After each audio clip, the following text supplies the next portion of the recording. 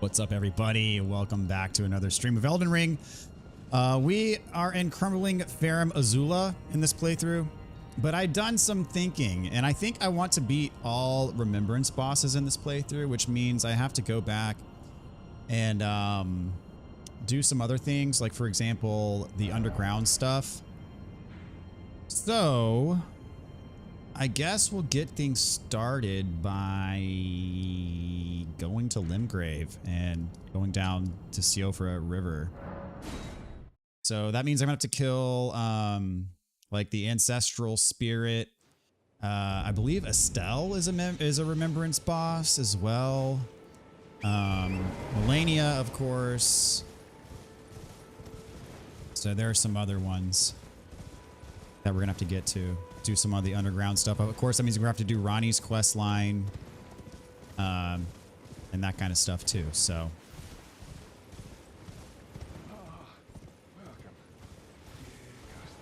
and then after that, if I'm still feeling like doing more Elden Ring, in New Game +4, I want to do a run, just go old school with the Bloodhound's Fang, and do it that way. And see if I can do it. See if I'm good, if I'm actually good enough to do it that way. I don't know. We'll see. What's up, Envy Silence? Good to see you, man. Dux, how's it going? Welcome to the stream. Haven, good to see you, my friend. Hope all's well with you, dude. What's up, Darth? Good to see you as well, man. How far am I planning to push this? I'm really just going to play it until I stop having fun. And then I'm going to move on to something else. Bloodhound Gang only run when? After I'm done with this playthrough, which will probably be next stream. Barring any hangups. Of course, there could be hangups. I could have a hangup with Godfrey or Radagon or Elden. I don't know. We'll see. You got to the Draconic Tree Sentinel. Very cool.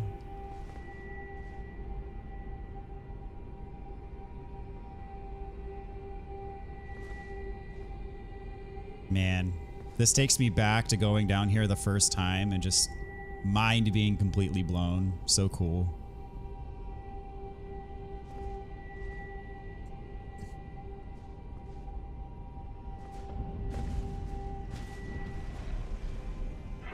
Actually, I'm just going to look up a list of the Remembrance bosses. I think in my mind, I have them all, but I just want to make sure. And that means I'm going to have to go back and do the remaining Remembrance bosses in the DLC as well. So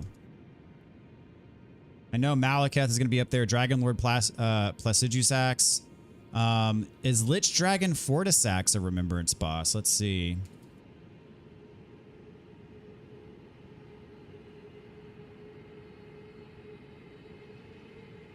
Okay, that is...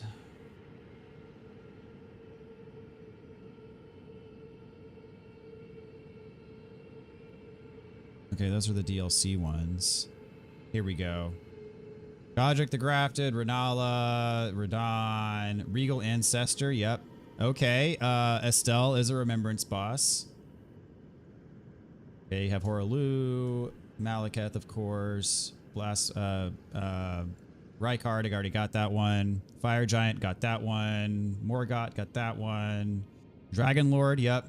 Lich Dragon Fortisax, confirmed Remembrance boss. Okay, Elden Beast, Melania, and Moog. So yeah, I pretty much had it down. The ones that I'm missing are the Ancestral Spirit, Estelle, Melania, Placidusax, and Lich Dragon Fortisax. So I had it down. So yeah, I'm gonna do all the Remembrance bosses in this playthrough. Sounds like a plan. We're gonna have ourselves some fun, guys. It's gonna be a good time. And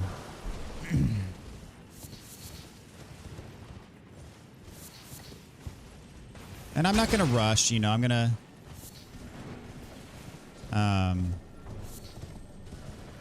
you know, as I said, the goal is to have fun. So that's the only thing on the agenda, is to have fun.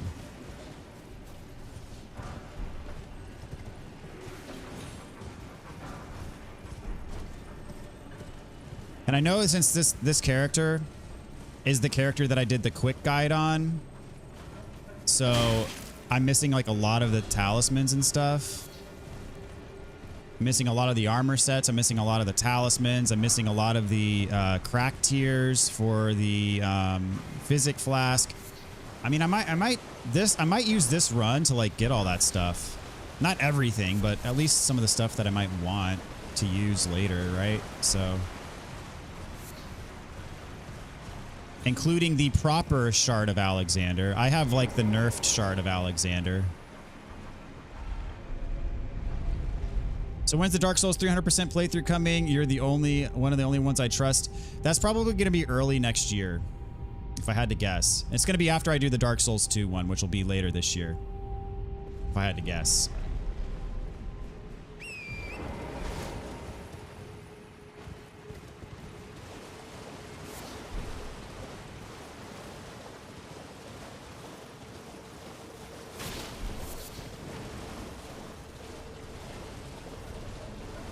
I could get the Great Jar Talisman.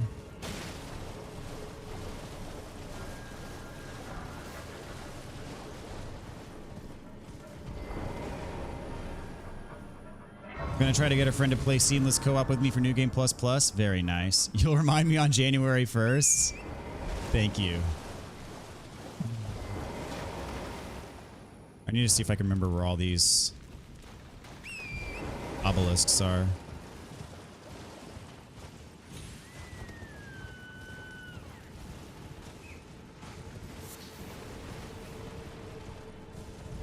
That's not one.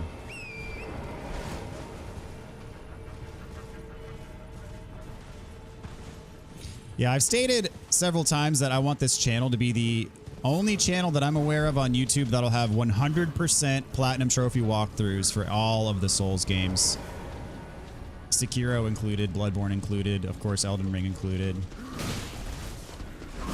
Alright, this is dumb. Why am I rolling? Alright, I'm gonna get myself killed by being stupid.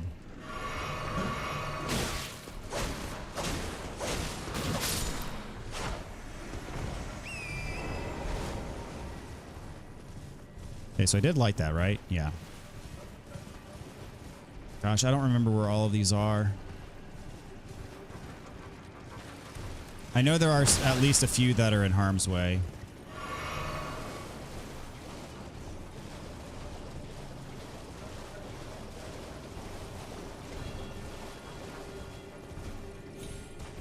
And there are some that are kind of, you know, off the beaten path.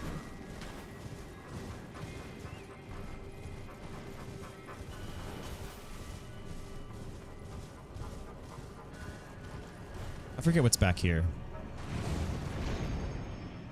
So let's have a look, shall we?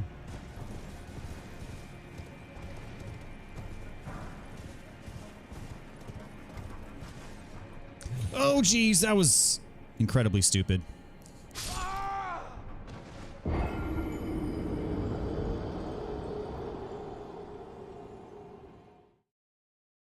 We're going to try that one again.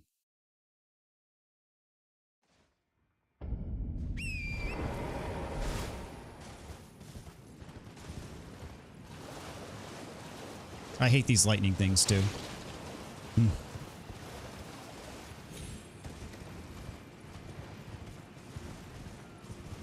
So yeah, I need to do Alexander's full quest line. Get the proper Shard of Alexander. And I'm pretty sure for Lich Dragon Fortisax, I believe, like, you don't have to do specific steps for Fia's questline. If you skip the whole thing, you can pretty much just go straight to where she is at the end and then do the conversation with her, and then you get all her stuff. I'm pretty sure.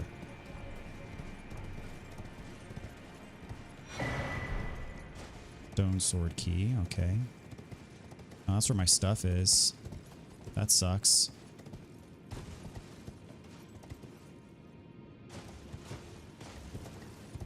Right, how do I navigate? Oh, jeez. I would like to get my stuff back. That would be ideal.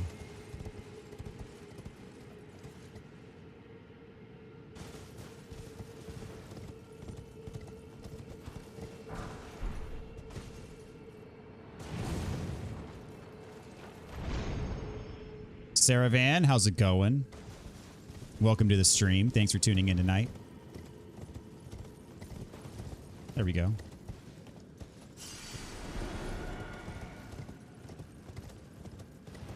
Can I jump back over? That's the question. Should be able to, right? Yeah, it's right on top of the Spirit Spring.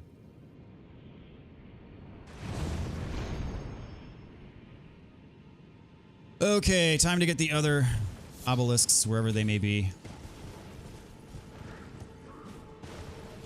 I don't remember the exact location of all of them. And should I get the Arsenal Jar Talisman, I think. Might as well.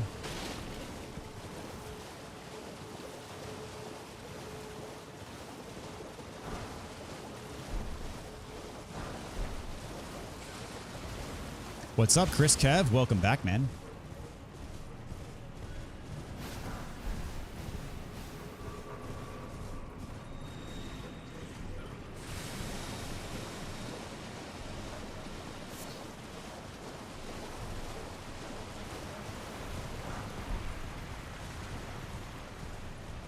Think I should get it? Sounds like a good idea.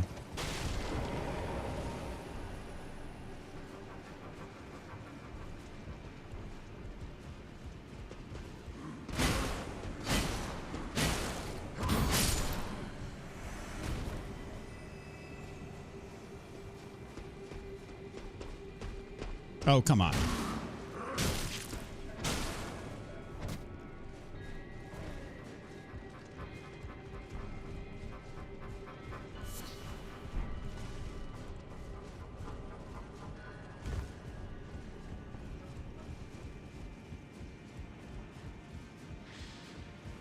This is where the merchant is, right?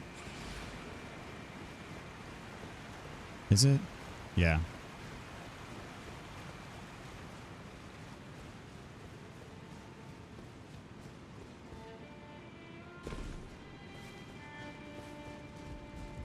A customer.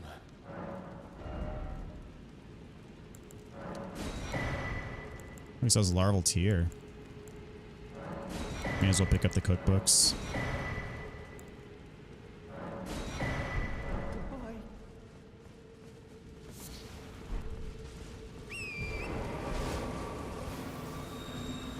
All right. I think there are 8 obelisks total.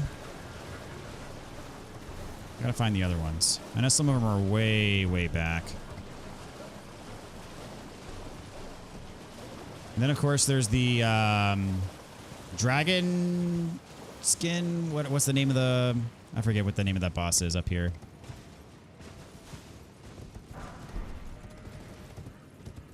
Near the America Scar Seal Talisman, I believe, which I don't need because I have the more powerful version of that talisman anyway, but...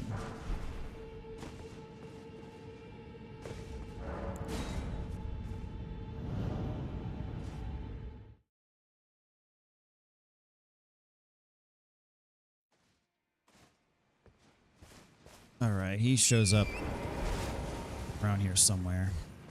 By this waterfall. There he is. Oh, crap. Well... Okay, I can get back up. That's good.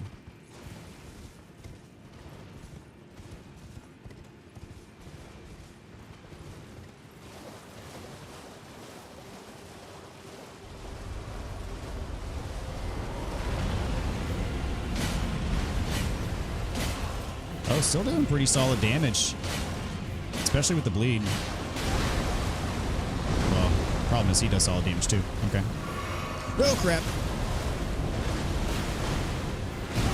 Ah, crap. There we go.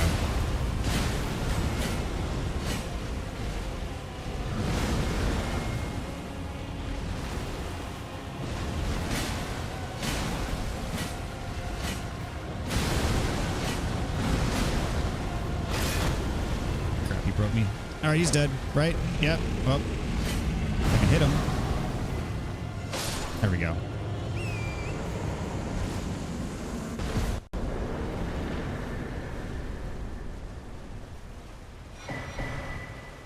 Go in the dragon halberd.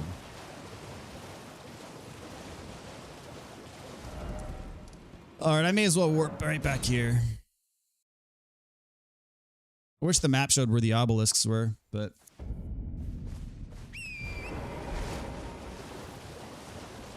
So I got 6 more.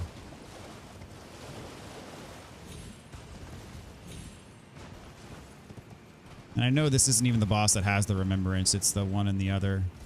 You get through, you get to by going through the hole from the Radahn's meteor.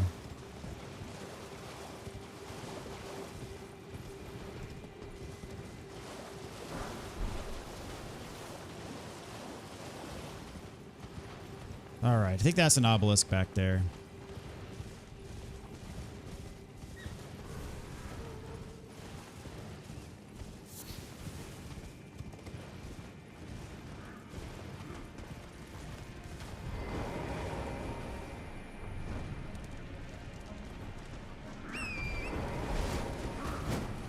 Could just look up a map.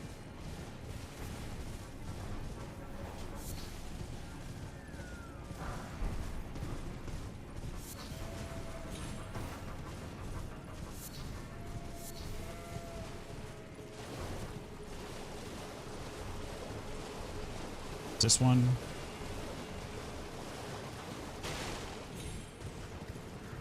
Yep.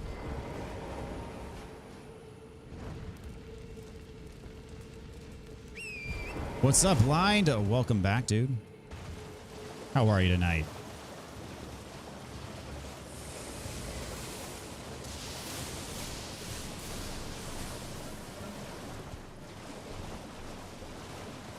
How are you liking Black Myth Wukong?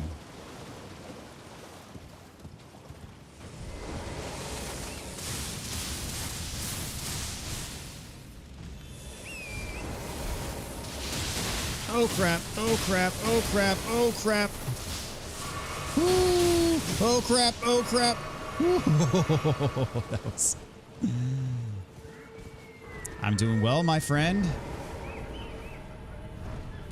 I decided on this playthrough I want to do all of the Remembrance bosses, so I'm doing some of the side stuff.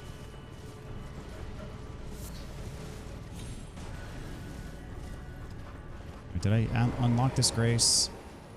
Yes, I think I did. No, I didn't.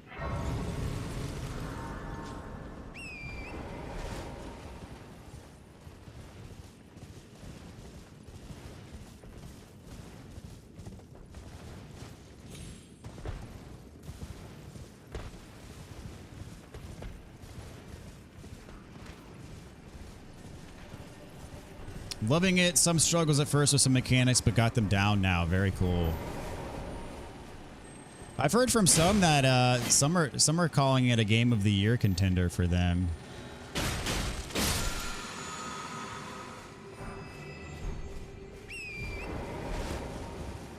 Would you put it? Would you give it that much praise, Blind? Waited for years for the game. I'd say it's worth it. Very nice. I've seen someone have a lot of trouble with the combat.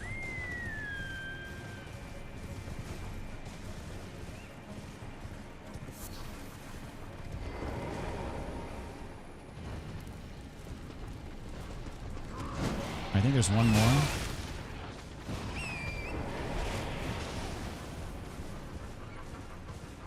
See if I can find it.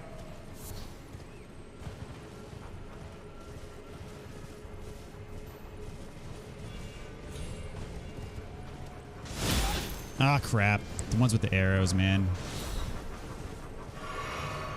I know back here is a stone sword key. I'm only halfway through, but I don't know. Game of the Year might be pushing it.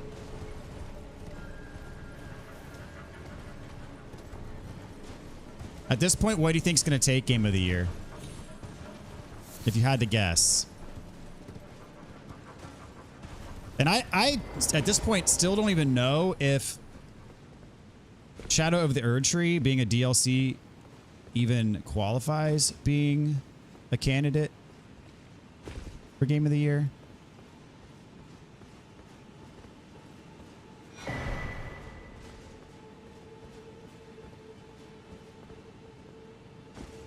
Can a DLC win Game of the Year? Does anybody know the actual answer to that question, like 100% definitively? I love it, don't get me wrong, but not Game of the Year. I think Final Fantasy VII Rebirth has a chance.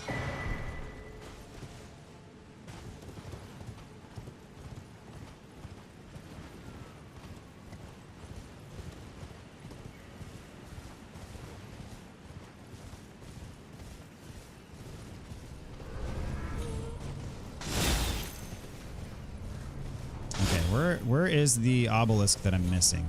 Isn't there another one around here? Dadgummit, stop it.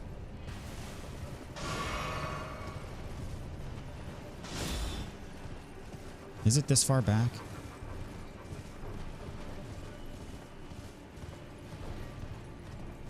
Pretty sure I'm just missing one.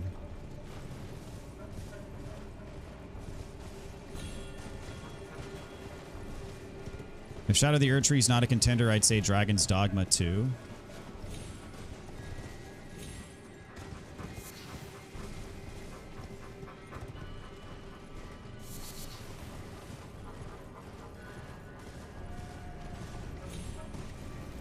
Wukong's unlikely to win because a lot of the critics fabricated fake outrage similar to Hogwarts Legacy, another amazing game I expect the Game Awards to ignore as though it doesn't exist.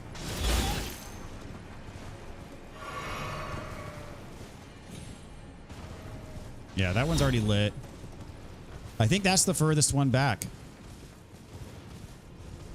I've never heard of a DLC being nominated for Game of the Year. Would be a first. So, Cyberpunk DLC came out last year, right? It wasn't nominated for Game of the Year, but wasn't it nominated for some other awards? I can't remember.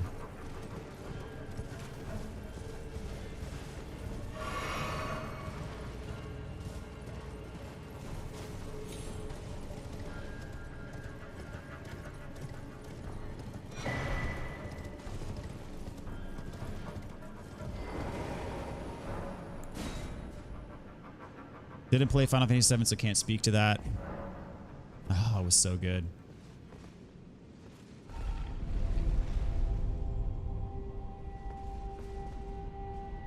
I mean, yes, I did enjoy Shadow of the Erdtree more, personally, but oh, I loved my playthrough of Final Fantasy VII. It was so good.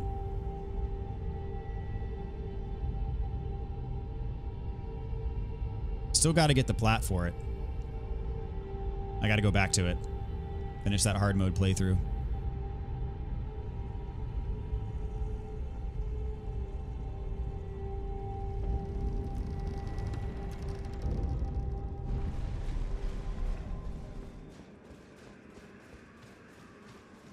I don't remember either, but DLC can qualify for some other awards. There are a couple awards for best support of previously existing games.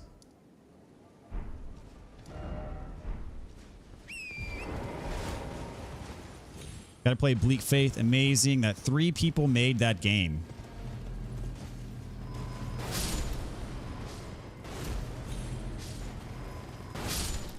So what's the deal with Bleak Faith? What's it like?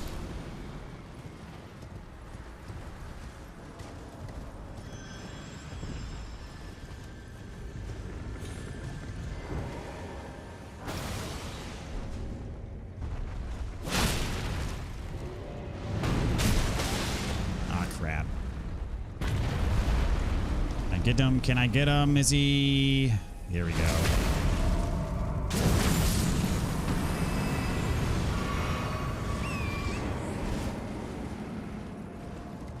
Should have rested at the Grace. I don't have max healing, sadly.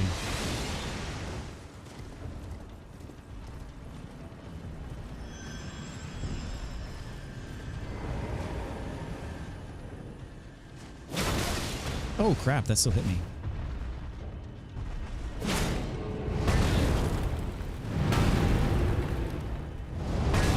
Dadgummit.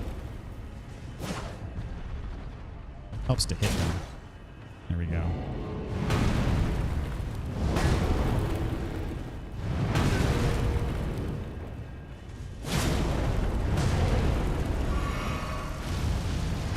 Dadgummit. I probably should go back and get my flask back. I really should.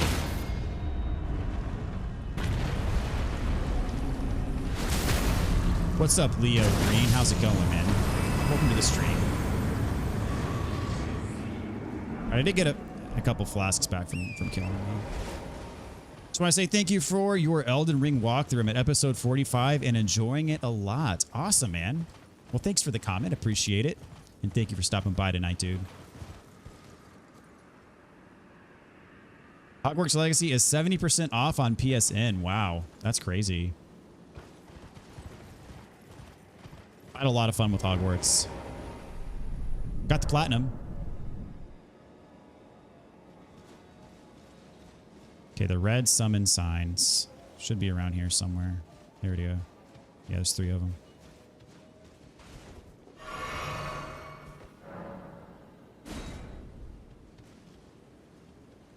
It's a blend of a Souls-like and action RPG, a huge interconnected world. The world is all handcrafted, and there is a section where you swim. Yes, you swim. Only 3 people made it. Pretty sick.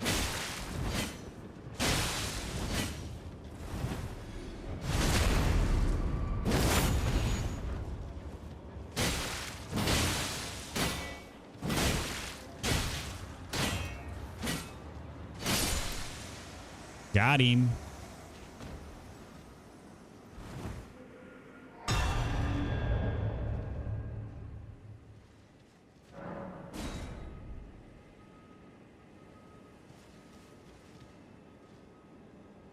So it's such a small team. Is it a pretty short game?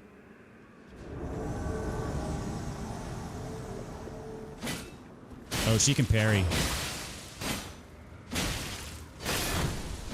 She can also get bled.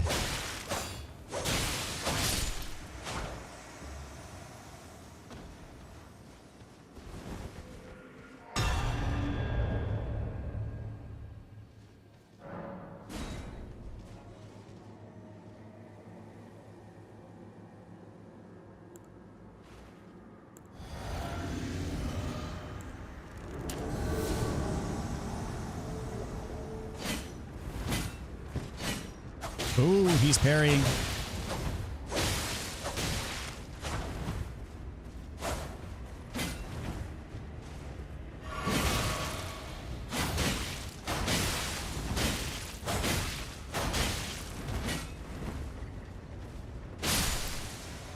That was easy.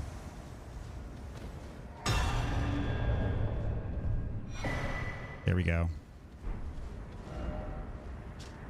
Perfect. All right, I got to find that last obelisk. I got 7 of the 8, I think. They blend some Dragon Dogma elements in there where you can climb giants. It's in 8-10 hours if you know where you're going.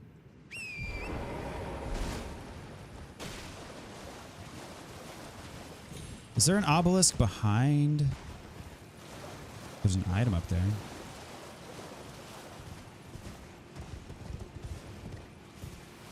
It'd be sick if you could climb enemies in Elden Ring. Perhaps, you know, that could be something they do in the future.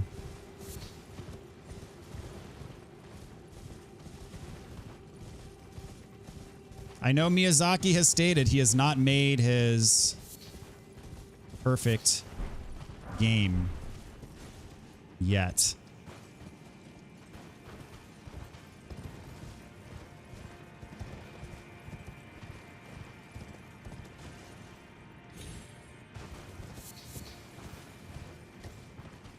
Which is interesting that mechanic hasn't been involved in any of his games, because he has cited Eco and Shadow of the Colossus as 2 of his like inspirations for wanting to make games to begin with.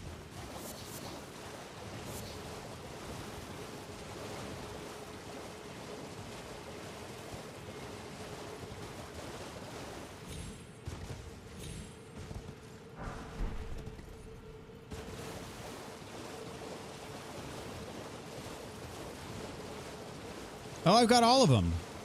Okay. For whatever reason, I don't recall seeing the message that the thing had awoken or whatever. But I did get all of them. Am I crazy, or did that message not pop up?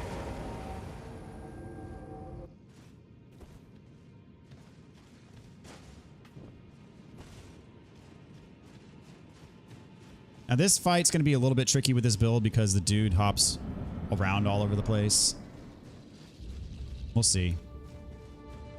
I don't know if he can be bled either. This is a big arena.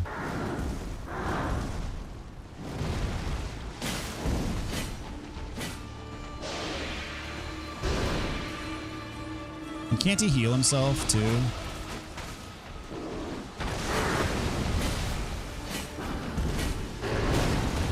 Donkey kick.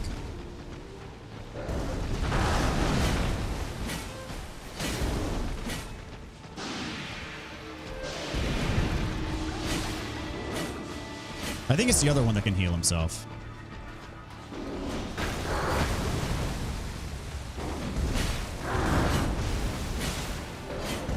Yeah, I don't think he can be bled. At least if he can, I haven't bled him yet. Oh, yep, he can be bled. Okay. It just takes him longer. Oh, crap.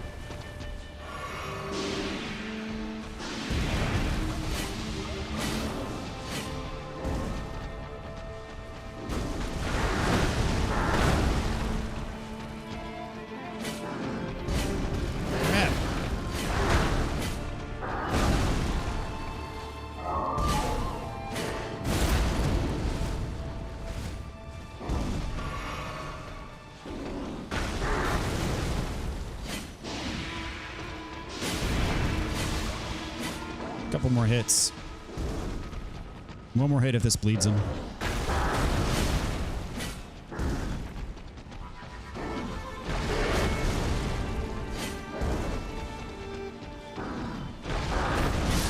There we go.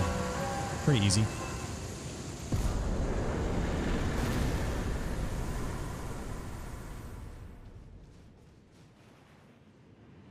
I didn't catch how many runes I got in there, but...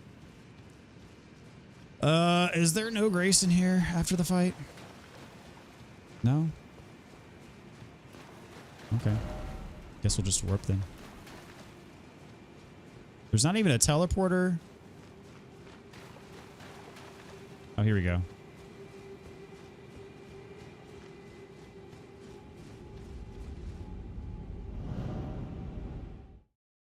Yeah, Bleak Faith was a mess a year ago, but I think they just didn't say up front it was early access. There's definitely still some jank I can overlook with a small team. Game has good build diversity too. You know I'm a big fan of that. And yeah, the other one is the one that heals himself. Okay. So with that, we'll go to this one.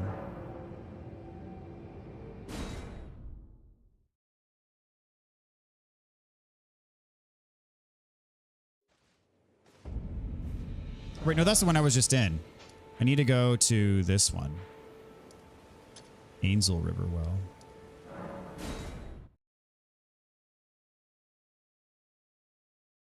So Bleak Faith, I remember someone was asking, is that's the one someone asked you about like a month or two ago, and you said that you weren't going to play it because it was too janky. Am I misremembering that?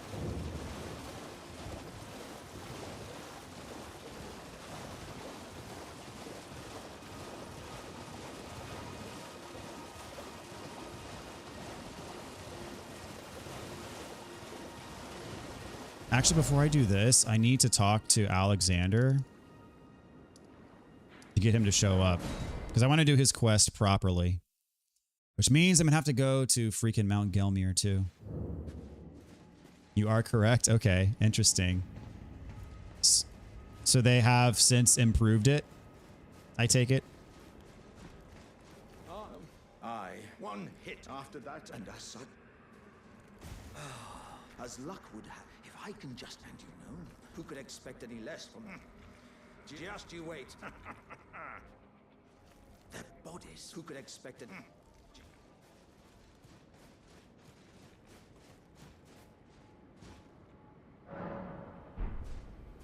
Yeah, he's gone.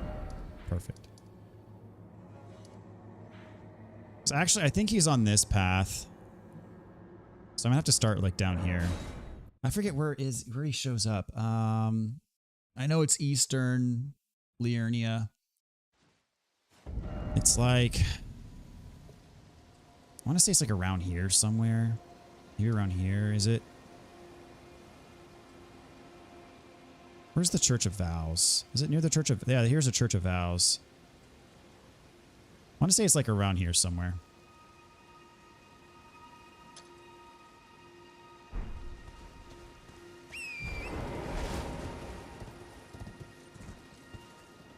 Okay. Should I should start here. Rather. Did some research in the community was saying that it was much improved. Came out on PS5, so I was like, let's try it for $35. Very cool. I hardly ever meet him in the lake. Is this a mandatory encounter for the quest line?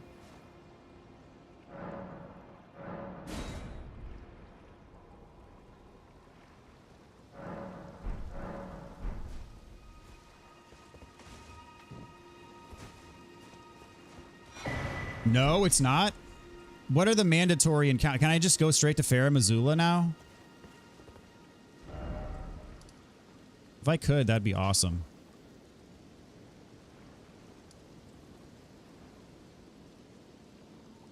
Let's see. Let's look up his quest line. You got to meet him in the fire. Okay. So if I go to Mount Gelmir now, he'll be there, is what you're saying?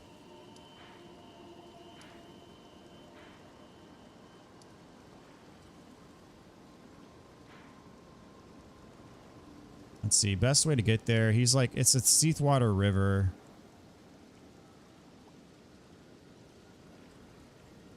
Gotta catch a stream. I've been recording like crazy to have a backlog when I'm off, when I'm on a little vacay. Yeah, man. You've been working hard, dude. Hats off to you.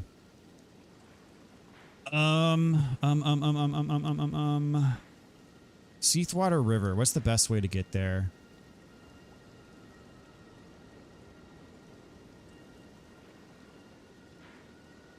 I can't remember how to do Seathwater River. Because I know it's like, it's below. Alexander, he's like right here. We'll just start at Volcano Manor. Work backwards. Probably the worst way to do it.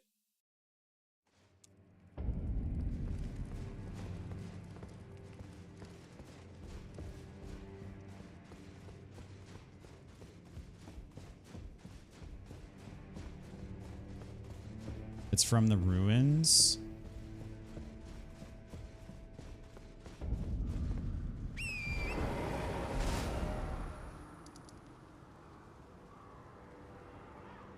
So of you, man, great shot of the Erdtree walk through. Thank you very much, good sir.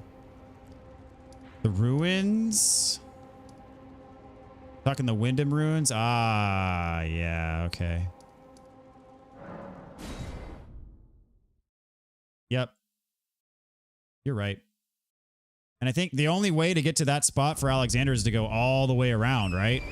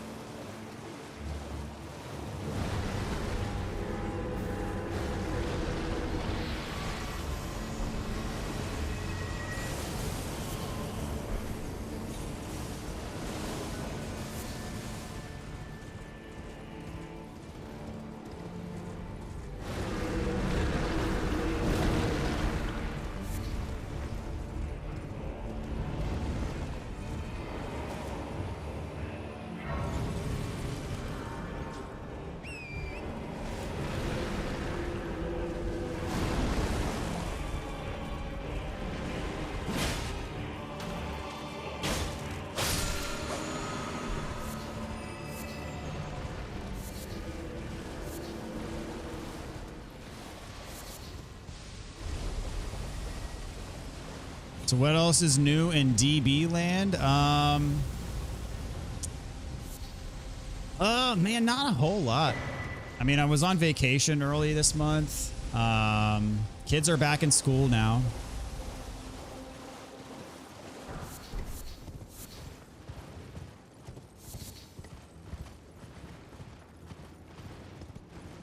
So pretty much officially back in the normal routine with the kids back in school.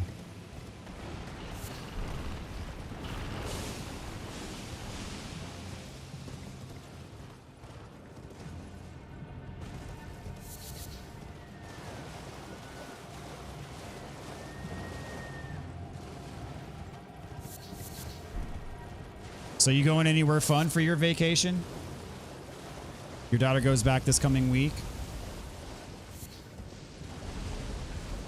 Yeah, we start earlier than a lot of places. I know a lot of places don't start till after Labor Day, but we start in the middle of August.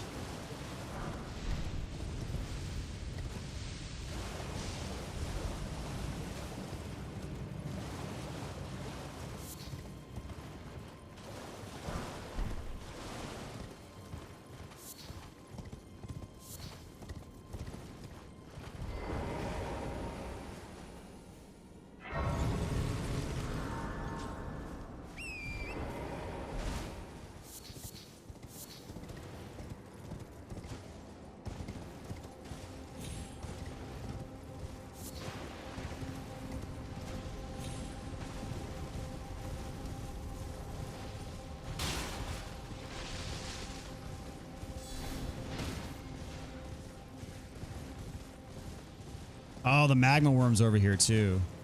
Do you have to beat the magma worm before? Yeah, probably.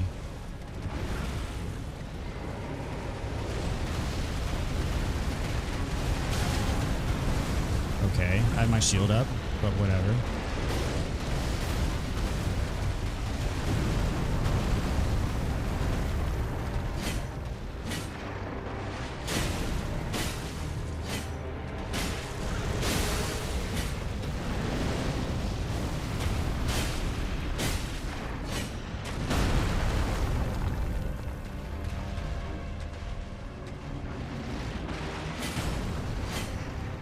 I'm out of the lava, dude.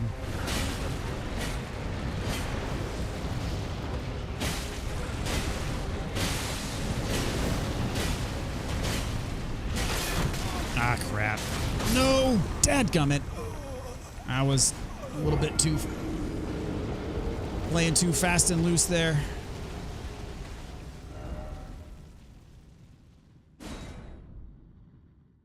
Uneventful summer, my daughter had her tonsils out. Then went to camp activity and got a staph infection. Dude, that sucks. Staph infections, man. Those are oof. She's okay now though.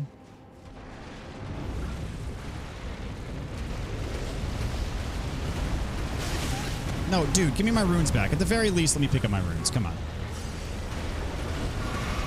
Don't be like that. There's no need for you to be like that. Alright, come out of the lava, please. Come over here.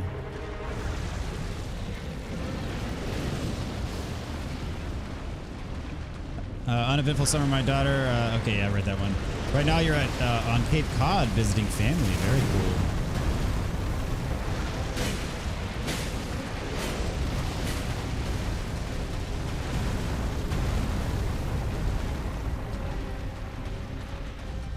Well, that's good that she's doing better now.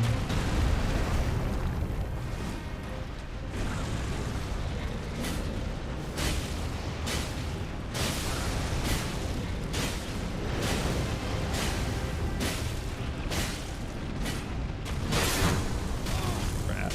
I'm gonna die again. The freaking magma, dude. I'm not respecting the magma.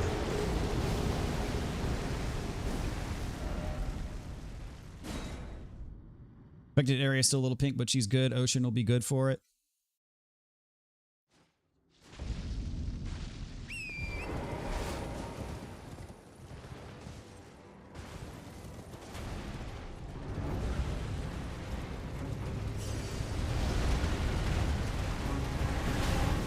Dismount, please. Dismount.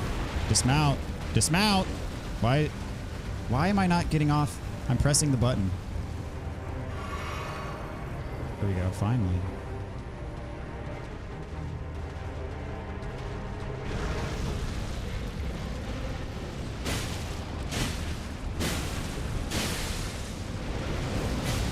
Alright, run away. Don't get caught up in all that. What?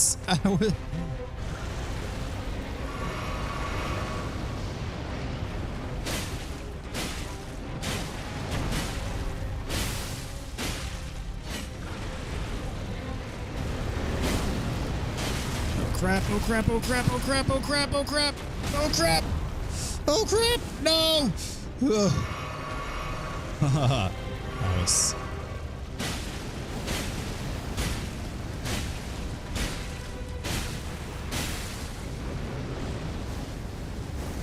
Dude, it is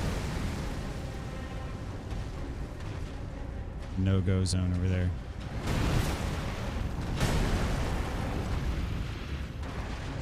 Here we are. Oh, he won't wait.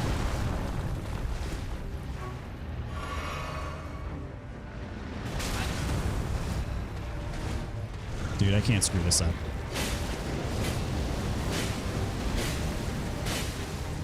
There we go. I was too close to talk about 1 HP making a difference. Yeah, that was living on the edge, my friend. So I think I got to reload the area for Alexander to appear. So Haven, you are sure you don't have to do the Liurnia encounter?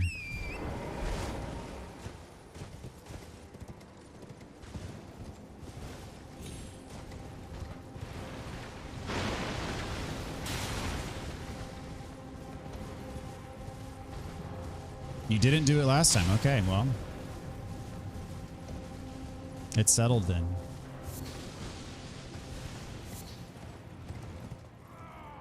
Oh, yep, there he is. I hear him.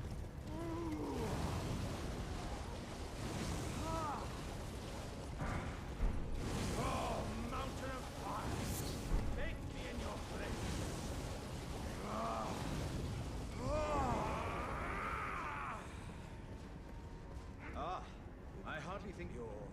I've been making... Take it.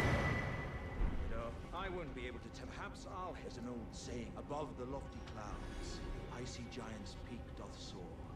Here... So his next place is Fair Missoula, right? There's an old saying. Above the lofty clouds, the icy giant... Or is he... doth soar. Here lieth the flame of ruin. Is he on Mountaintop of the Giants? The next place is Fair Missoula. Okay. All right, so we'll go to Angel Riverwell next.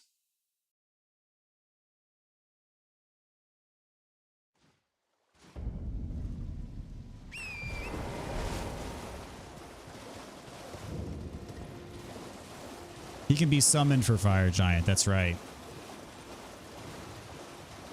My buddy and I are co-oping Elden Ring. Next stop is Altus. Very cool. Yeah, Haven was talking about doing a seamless co-op run with a friend of his as well earlier.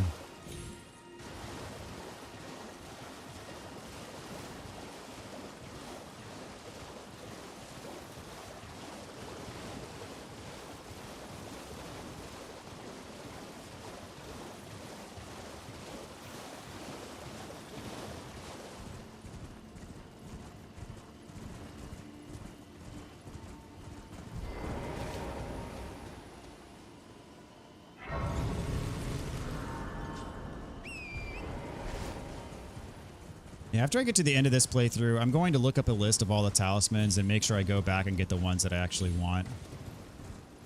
Same with maybe some different weapons as well. Because I know I'm missing quite a bit on this character. Seamless is where it's at. Yeah, kind of strange that that's not a built-in feature.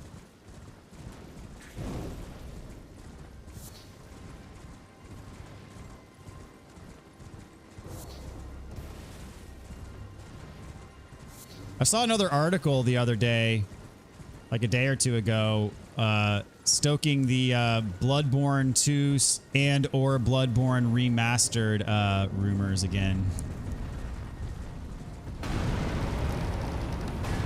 I mean, it was only like the 900th one of those articles that I've seen, but you know, maybe one day it'll actually come true.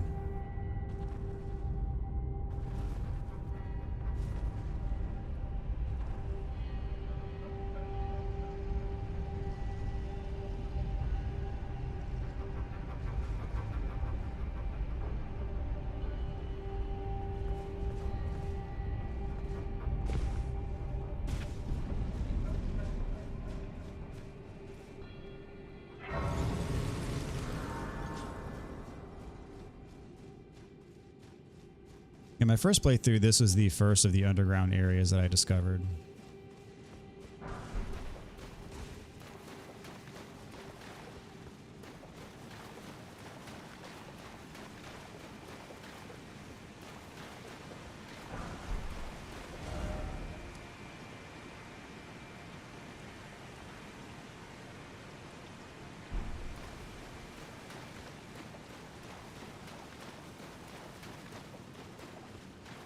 It's like the Red Sox winning the World Series again. It'll happen at some point.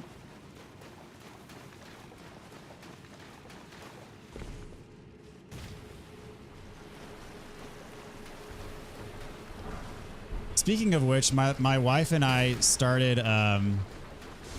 rewatching Lost the other day. That's a good show. I really liked Lost.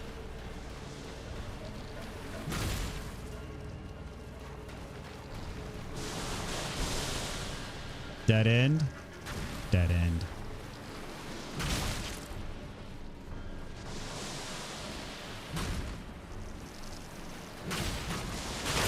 For those of you wondering the connection that I just made, the main character of Lost has a phrase because he's like, I guess, a little bit superstitious in some ways. He says, like, whenever something happens, it's unfortunate. He says, like, and that's why the Sox will never win the World Series. That's something that the main character is like his dad used to say when he was a kid. And then during the show, the Red Sox actually won the World Series and it became part of the plot.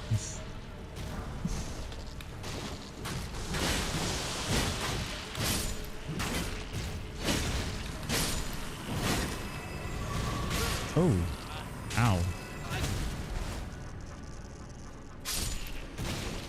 Why did he just die all of a sudden?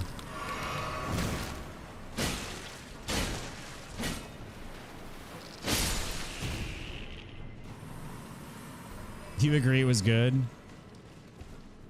My wife didn't get it. She was lost. Oh, that's too bad.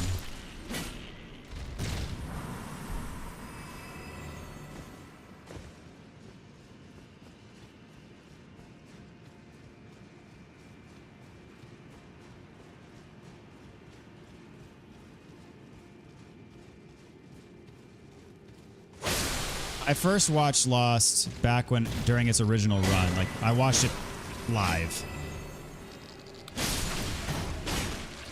which was kind of painful in a lot of ways because, you know, not only was it a week-to-week wait in many cases, but there are a lot of instances where the new episodes didn't come out every week. Like, sometimes you had to wait 2 or 3 weeks for the new episode to come out. It really sucked. But the part that was fun about it was all of like the message boards and stuff, you know, people talking about the show, coming up with theories and stuff like that. It was all the rage back then. There was a lot of buzz around that show when it was airing, and so the discussion aspect of it was really fun. Okay, so you did the same thing as well. Very nice. All right, this is the way forward.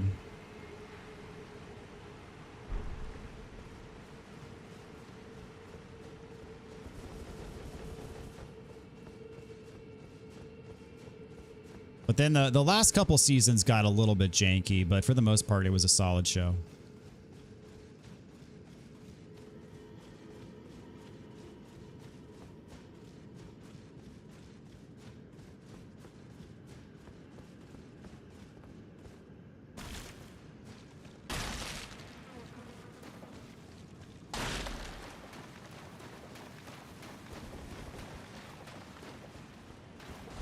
Another good show that didn't last long was Flash Forward. I remember hearing about that show, but I didn't myself watch it.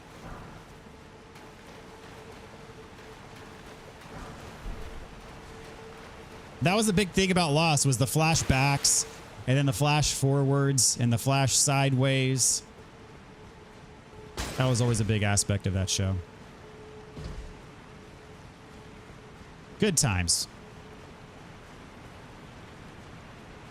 Were had by all.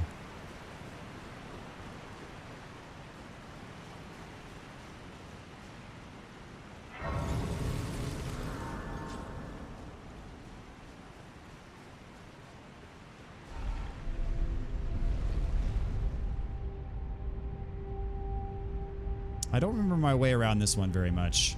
I forget where this even takes me. Yeah, okay, so that up there is so you can get the items. Okay, that's what it is. This takes you to the same spot.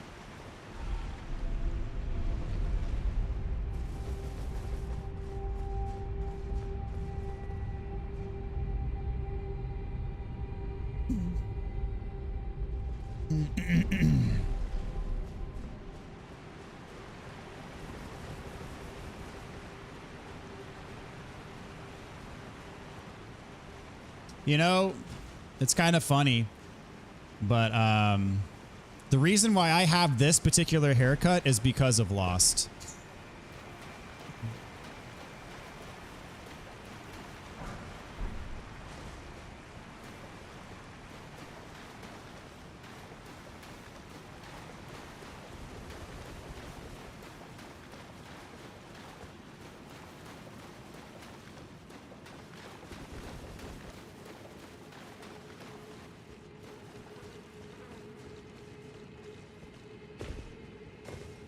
Because one year for Halloween, I dressed up as Jack Shepherd, the main character, and this is more or less his haircut.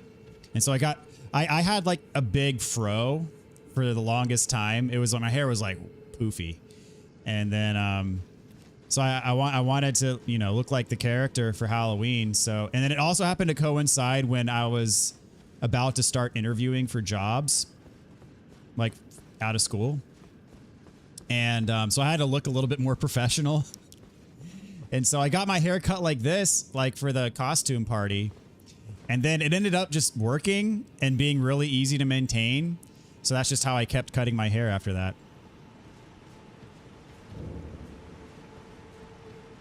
Ever since. Yeah, my hair is actually really wavy, it's kind of curly if it gets long.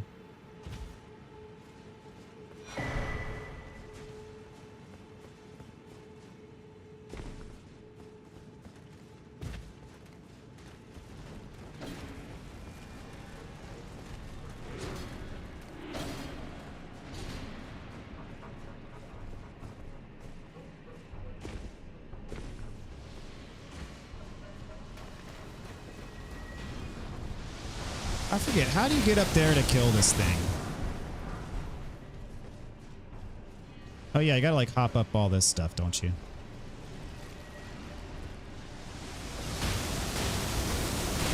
Ow.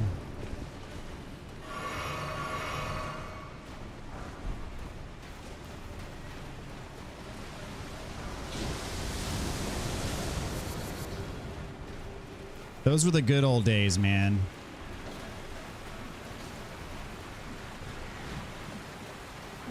Back when I didn't have a bunch of things to worry about. When I didn't have a bunch of people depending on me.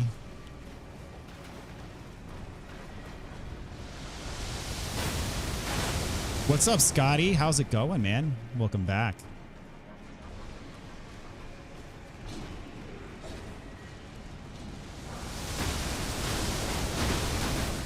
Second section of Angel River? That sounds vaguely familiar. So I can't kill him yet, is what you're saying? Is accustomed well.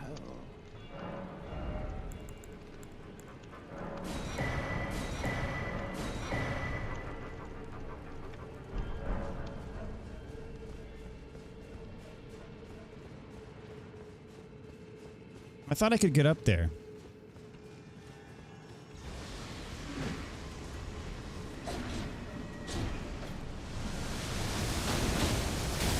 You can bow cheese them. I could have sworn I could get up there. You're telling me I cannot get up there right now.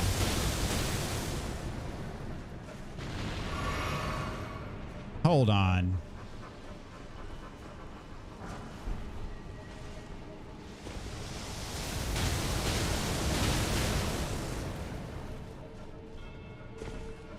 No, there's another way. There is. There absolutely is. Yeah.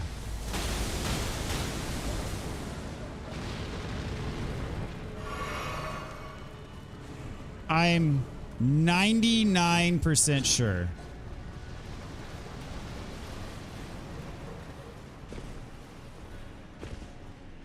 Yeah, here we go.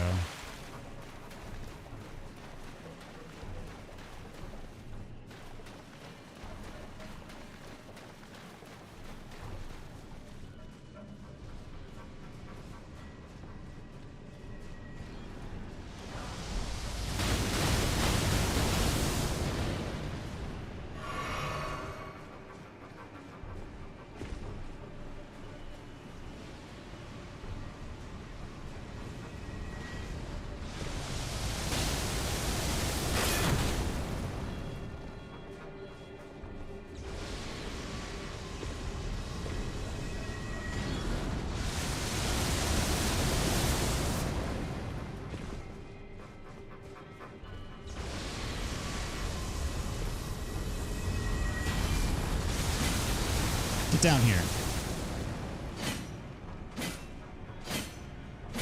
I guess it's not the, Here we go. Ow. Got him.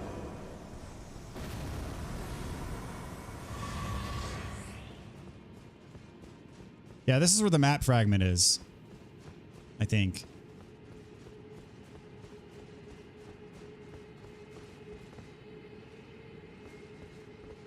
No, you're right. There is a second part, but I'm not going to die from this, am I? Yeah, here we go.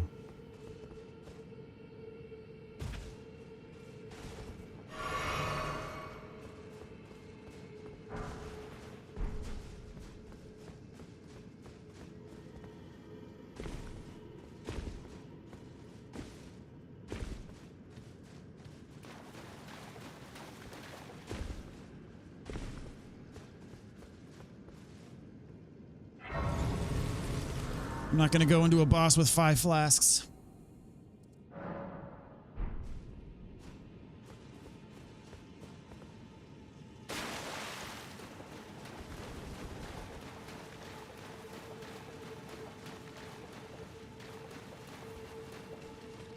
Isn't this where you get the sneak peek of the Lake of Rot?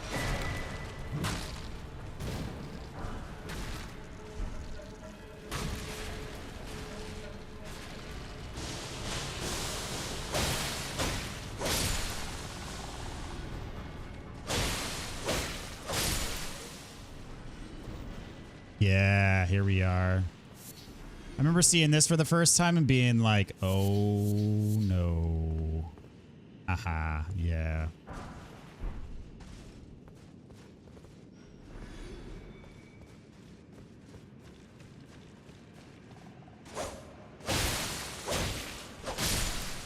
Everybody's favorite enemy.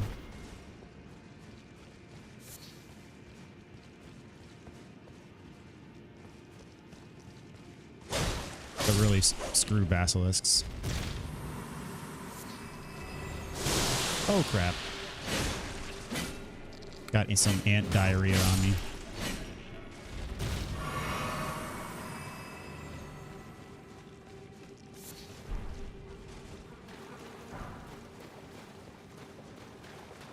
Really? Ghost 1 and 2 is all that's down here?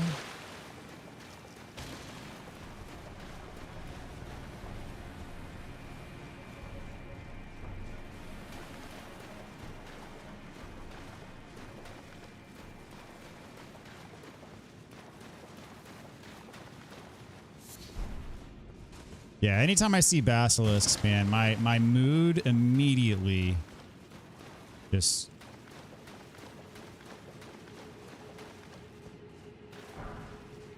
drops immensely. Reminds me of the second Divine Beast fight where he summons the basilisks. And then he spits Death Blight at you.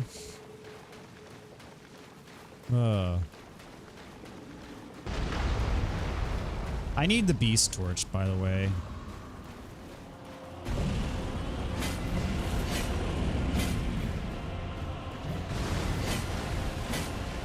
Oh, come on.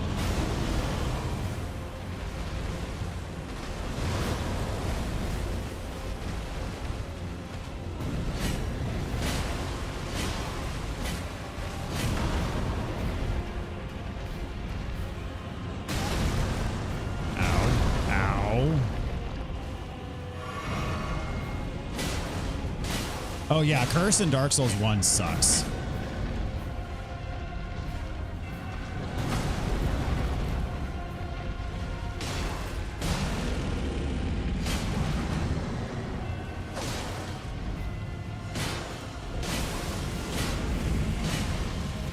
Poke, poke, poke.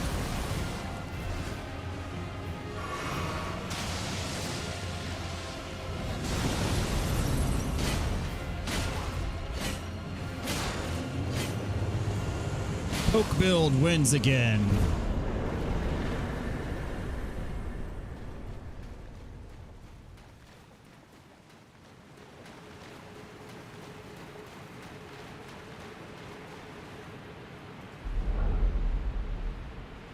You were so salty during that fight? I was too.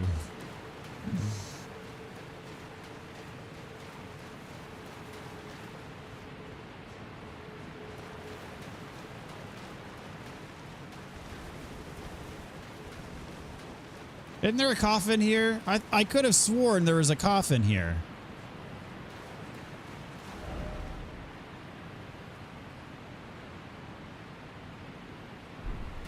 There's not a coffin here? I thought there was.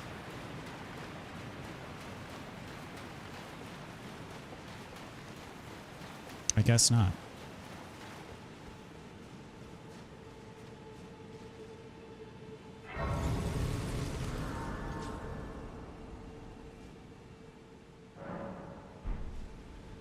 All right, now that that's done, we'll go here. Do all this stuff.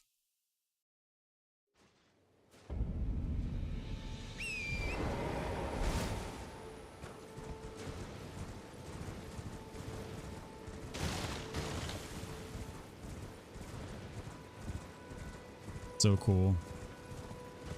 I remember the original patch of Elden Ring, this was not marked on your map after you beat Radon. You just had to know to come here, which I didn't. So I had to look it up as part of Iya's questline, as part of Ronnie's questline. Speaking of which, I need to talk to Ronnie now. You need to get through Carrier Manor.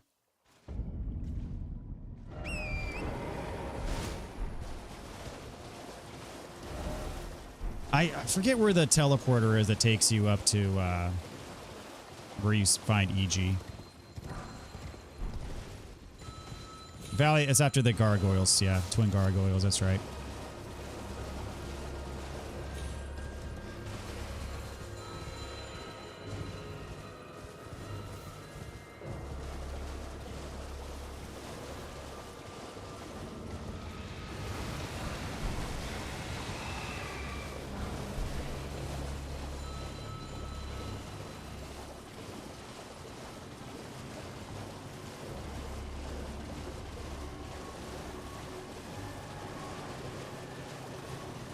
Yeah, they've made a lot of minor adjustments in subsequent patches that are really good. Like, for example, highlighting on the grace menu when you can upgrade your flasks, for example, or when when you can talk to Melina, it highlights it on your menu, which is very nice. That wasn't originally in there. Highlighting where the NPC locations are, that wasn't originally in the game.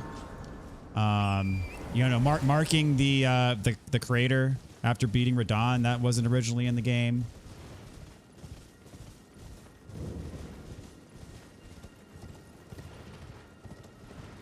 Defaulting the "do you want to revive torrent" prompt to yes. Took them a solid 2.5 years to get that one done.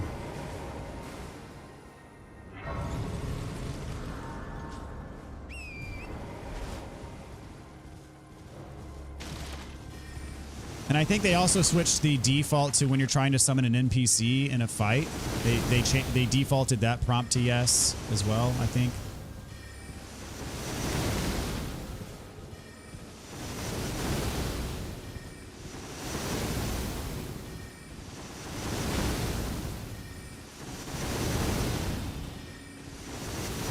There are still people who refuse to play this game on PC because it doesn't have ultra-wide support. Imagine not playing one of the best games ever made because it doesn't have your preferred graphical settings on PC. You still highlight, now you have the opposite problem because of muscle memory. You select no. That's funny. And also tragic.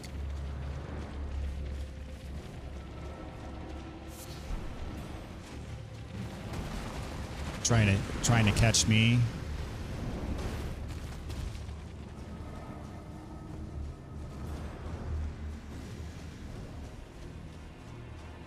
Should I grab the Sword of Night? Actually, I already have the Sword of Night and Flame because I got the Platinum Trophy on this character.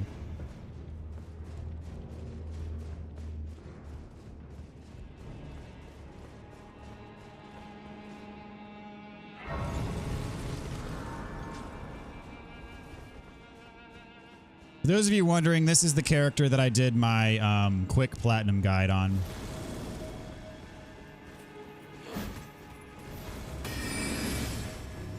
Absolutely crazy people out there. The same people that refuse to play Bloodborne because it's at 30 FPS.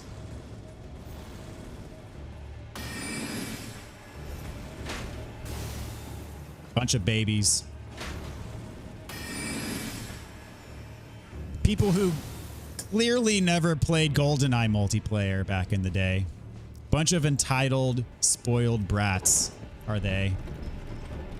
I gotta say. Them fools, yep. What's up, Jesse? Welcome to the party tonight, my friend. Good to see you, man. I'm glad we can all agree on that. They never played GoldenEye multiplayer. They never played Banjo-Kazooie. GoldenEye was legit. Yeah, I still have very fond memories of playing all rocket launcher mode with friends, like four-way multiplayer, all rocket launchers. The frame rate was about 5. Those were good times indeed.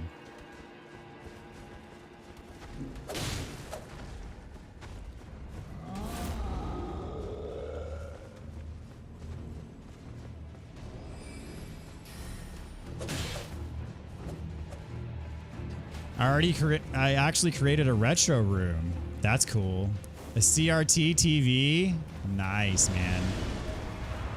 Yeah, I don't have any CRTs in my house, unfortunately. You know, I have some friends who are like real into the like retro stuff and you know, getting the best picture. Like they use these devices to like you plug in your retro consoles to them and it makes the signal as pure as it can possibly be.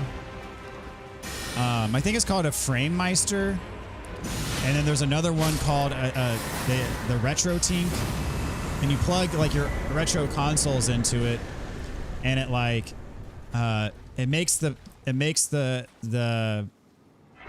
images super sharp even on old consoles.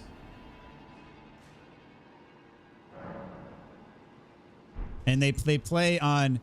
They swear by the. I've never seen one or used one before in my life, but they swear by them. Called PVM monitors, and apparently those are good for retro image quality for some reason.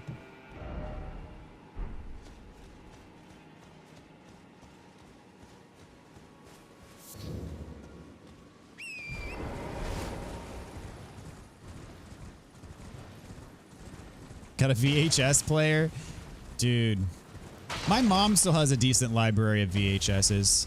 Although I talked to her recently about it, and I don't think she has a VHS player even, but she still has a lot of old VHSs.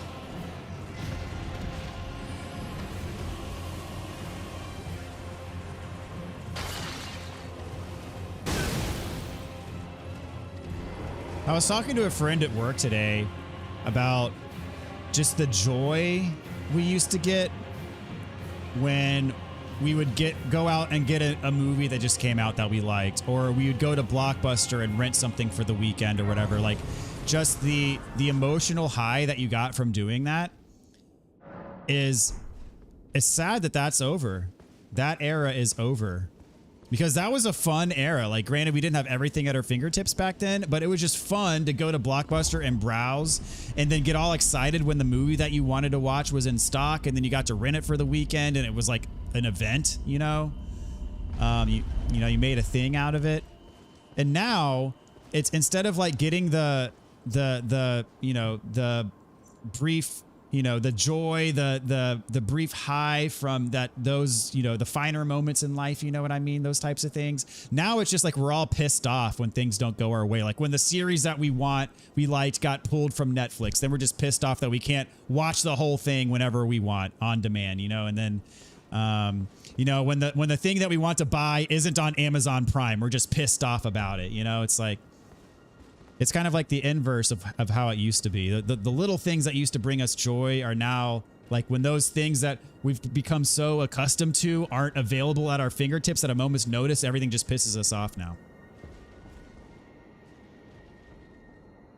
Those PVM monitors are money. Blockbuster was special. The whole experience was amazing. It absolutely was. And I mean, for me, I know I got excited over movies every so often, but Wilt thou end? I am the witch that I might well. I see thou art, but I require. But I would rent video games. But the thing in my house was, when growing up, was if I got a 100% on my spelling test on Friday, I got to go rent a video game, and that was awesome, man. Those were the freaking days, dude. What's a Blockbuster? Good. Art thou a wit? It left a vast creek. Go there to find. I, like thee, heed not them. I'm sure the other. Ah, yes. Each like thee, heed not their peculiar. I'm sure the other. Ah, yeah. Like thee, heed not their peculiar. I'm sure. Yep, so many good memories, man.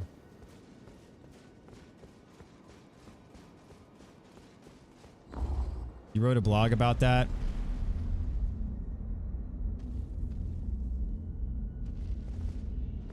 About the Blockbuster experience?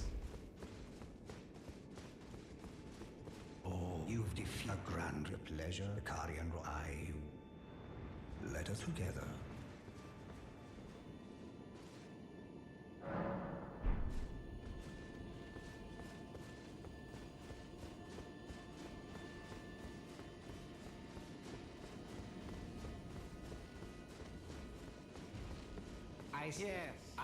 I don't know what since I asked. I maintain. That's right. I haven't freed Blythe from the jail. I maintain.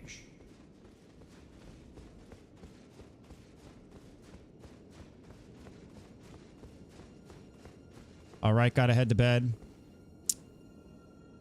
Okay, man. Well, good seeing you tonight. Have a good one, my friend. Blythe. How do you get Blythe's armor? I like Blythe's armor.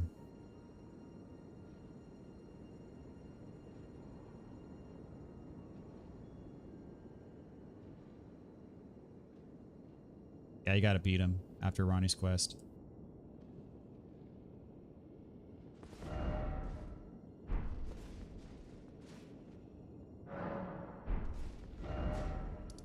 Okay, I can warp again.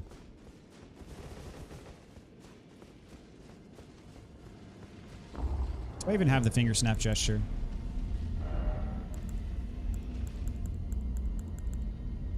I don't think I do. Do I? Oh, there it is.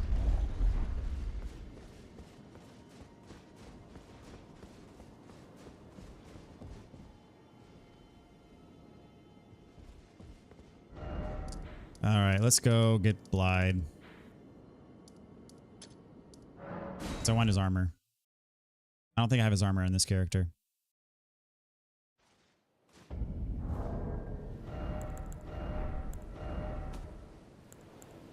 Do I?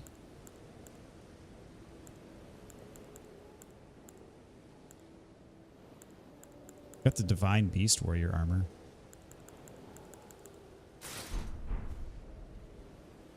That's pretty cool.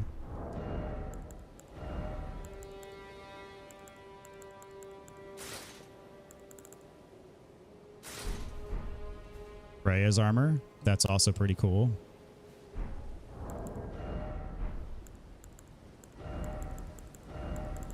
Yeah, I don't need Blide's armor. Instead, it's going straight to the ruins.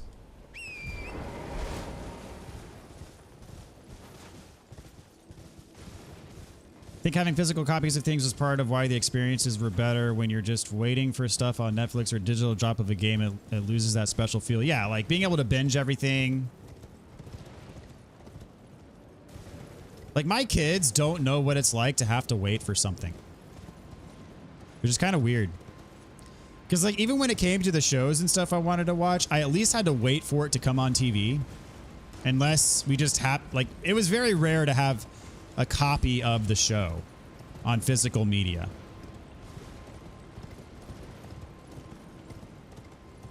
Like I remember getting all excited like when there was a show that I was a fan of, and then on Saturday morning there was a marathon. I'm like, oh, it's a marathon.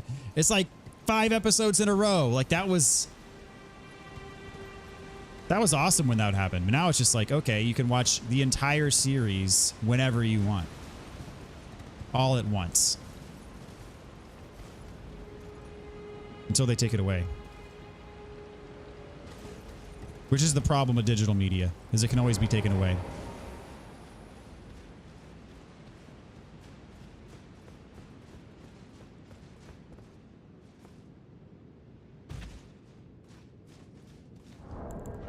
All right, the shield grease.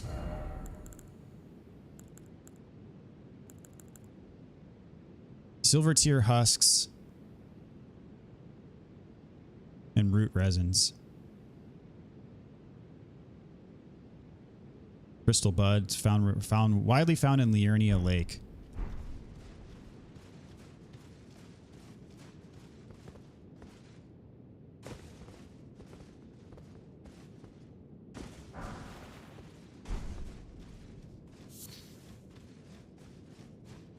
I think having physical copies of things was part of why the experiences were better. When you're just waiting for stuff on Netflix, digital drop a game, it loses special feel.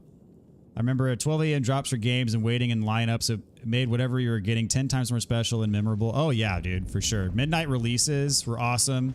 Midnight, I mean, I guess people still do this, but midnight movie releases, like in the theaters, were amazing. I remember for Star Wars, that was incredible. Star Wars Episode 3, oh. The midnight launch of Star Wars Episode 3 was amazing. And then in college, me and my friends would go to midnight premieres all the time. Like we went to the midnight premiere of The Dark Knight. That was awesome. And many other movies as well. I went to midnight premieres. Those were always a lot of fun. Kind of a lost. People don't do those things anymore. Or at least maybe they do, but I'm just not in touch.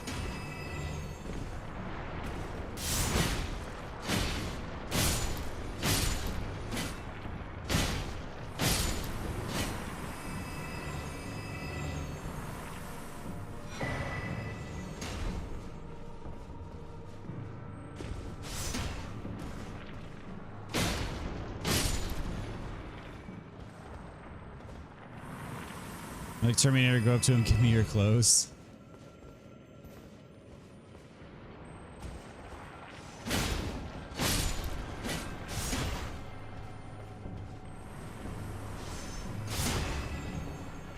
Oh, the Terminator. Good flick.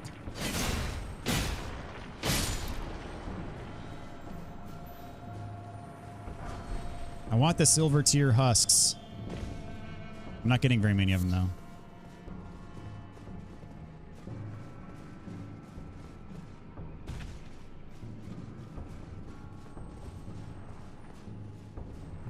Watching TV show episodes week by week with everyone, then going to work the next day and talking about it, take me back. Oh, dude, we were talking about that earlier. We were talking about Lost earlier. Me and Blind were. And yeah, that's exactly how it was. I mean, it sucked having to wait a week for the new episode, but then also what you just mentioned, like the watching it with other people and then talking about it afterwards, and then it being like kind of the buzz for a while, talking about it with your friends or at work or at school or whatever on message boards. That was a huge thing for a long time. And now it's like you really got to watch out for spoilers and stuff because the entire season drops on one day and you don't know who's watched the whole thing versus, you know, where in the series other people are at. You don't know. Like back when you had to wait a week or even in some cases longer for new episodes to drop. That's just kind of how it went. And it sucked in a way, but it was also kind of cool in a way.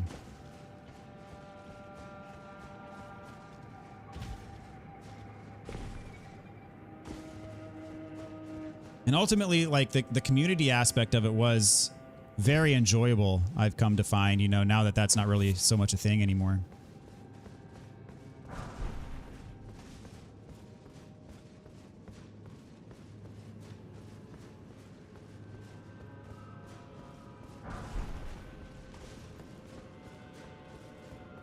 Lost was a roller coaster, then you fall off the tracks at the end. I mean, the ending was the ending. You know, disappointing, yes, but it didn't ruin the experience for me. Should have ended it after season 3. I mean, it would have had no closure at the end of season 3, but the season 3 finale was amazing. As far as season finales go, the season 3 finale of Lost is one of the best. Season 2 finale also one of the best.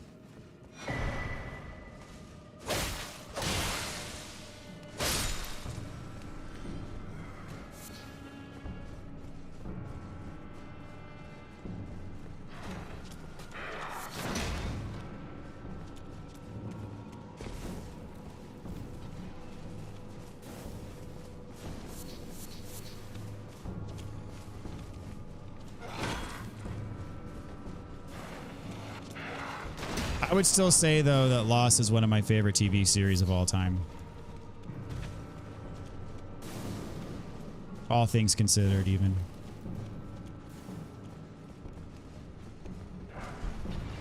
And again, a lot of it has to do with the community aspect of, you know, watching with all my friends and talking about it on the message board, all the theories.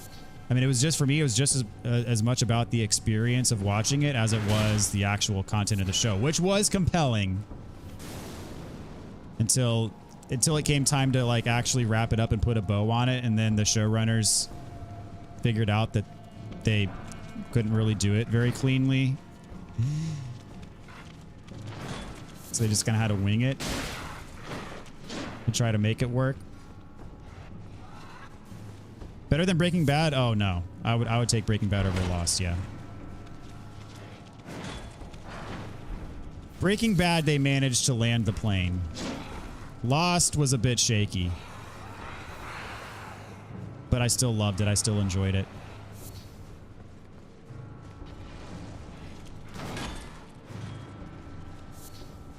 Getting all these silver tear husks for the shield grease.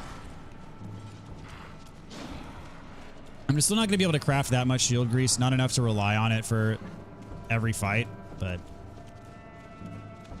No, I'd put Breaking Bad and Better Call Saul over Lost for sure.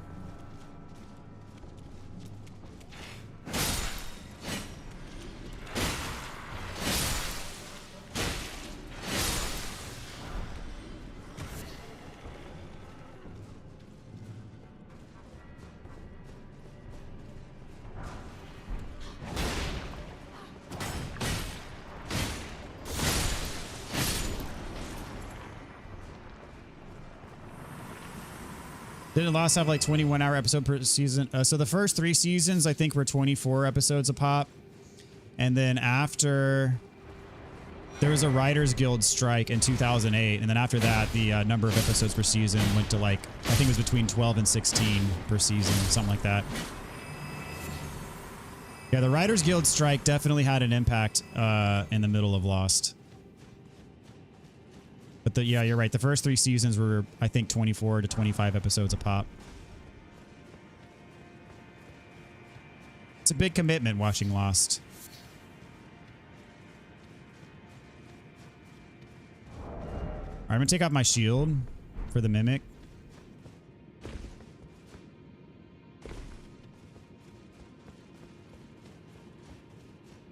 The characters were so... Oh, it was a beautifully written show from a character development perspective.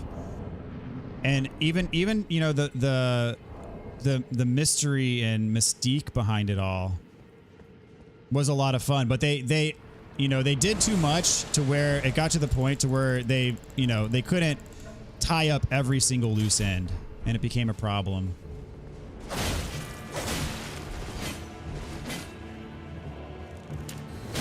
Oh, he's using the boiled crab. That's hilarious.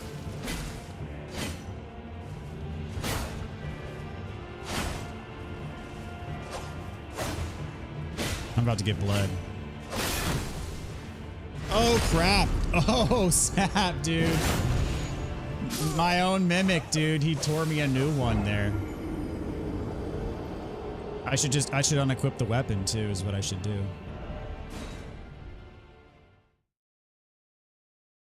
John Locke, so good. I cried when he met his dad. Oh, man. And then, when Sawyer met him, dude, that was insane. Do you remember that?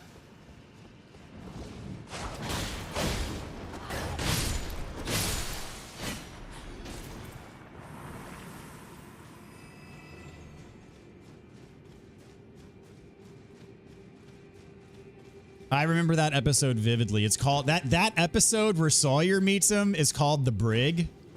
I remember that episode. That was such a great episode. That was insane. Oh, yeah. Sawyer was legit.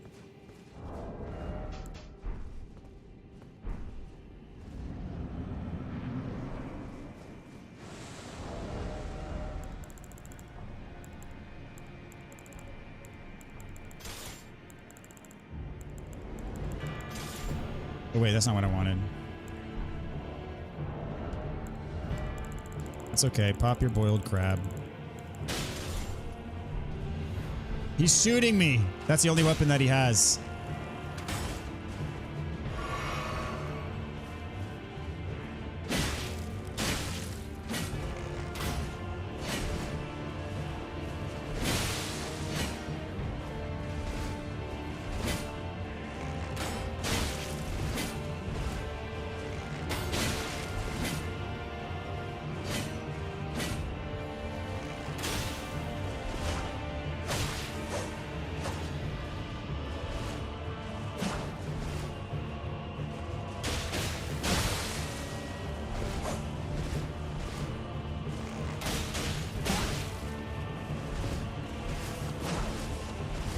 He cannot stop rolling. Look at him. He's even panic rolling. He is a true mimic.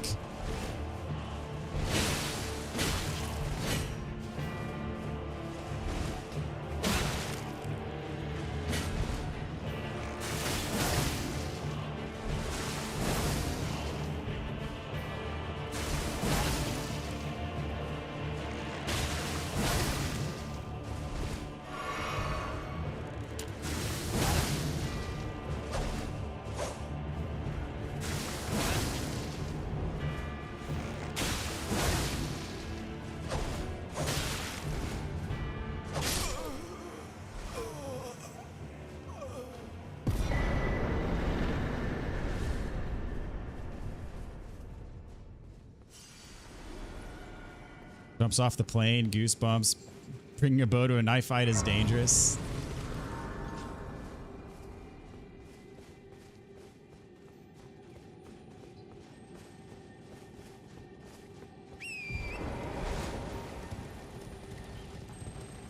I liked how he was panic rolling, though. That was very true to form. As far as, you know, being a mimic is concerned.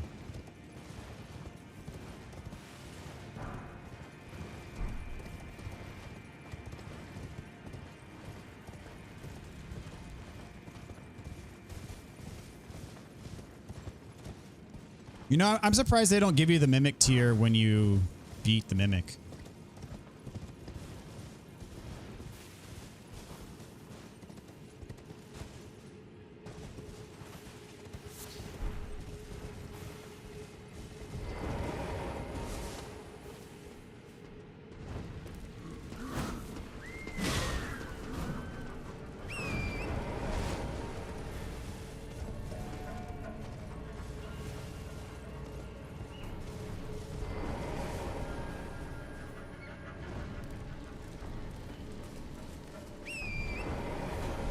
You equip only the bow without any arrows before entering. Does Mimic still get the arrows? The shooter is unable to attack. I would assume he'd be unable to attack.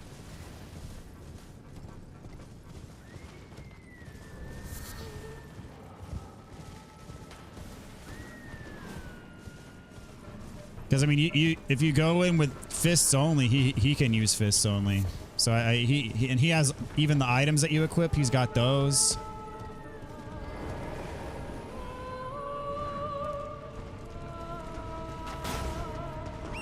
Crap. Oh.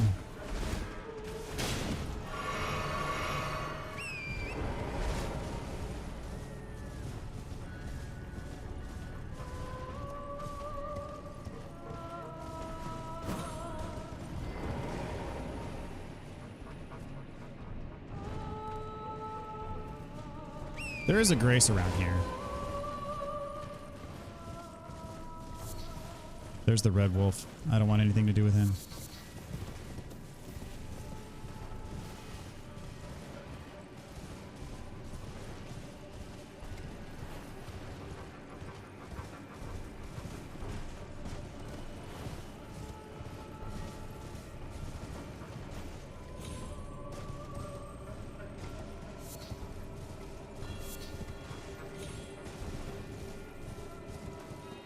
Oh crap.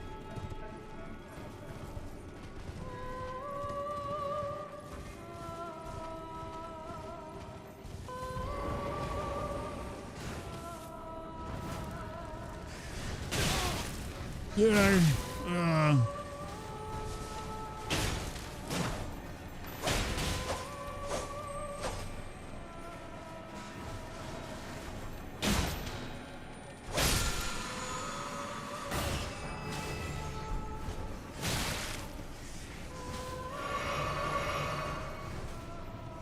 All right, where's the last? Isn't there one more obelisk thing?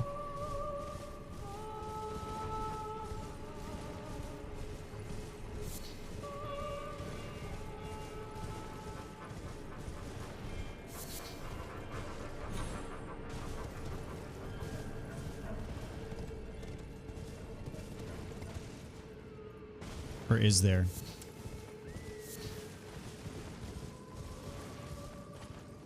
Might be near the red wolf. Dadgummit, I really don't want to fight the red wolf.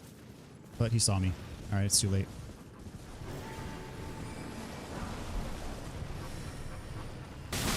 Ooh. Yeah, here it is.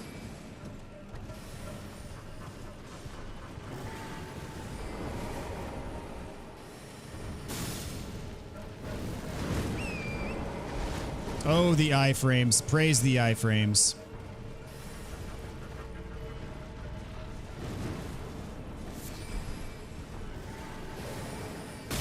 Okay. All right, the grace is here-ish.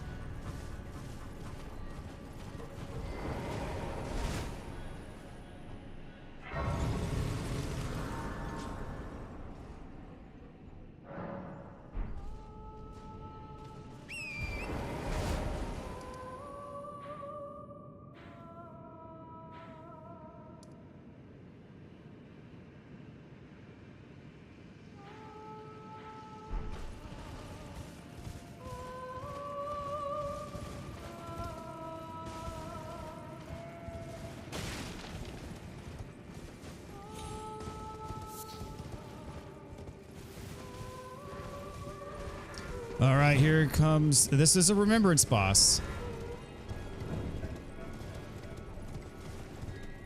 So yeah, I decided to go all remembrances on this run.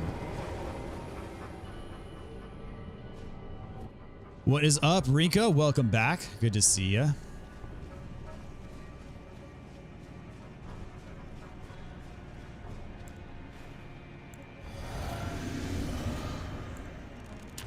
Good evening, late to the party, but just on time for one of the coolest bosses from what it looks like. Yep. That is correct. Now this one can heal himself, I'm pretty sure. The other one could not, but this one can. Maybe lock on would be good. I love this music.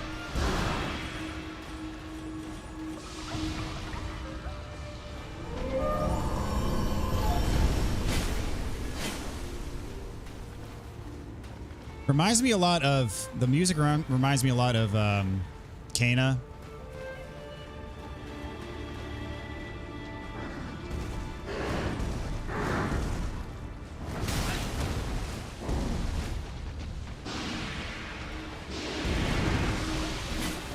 Oh, come on.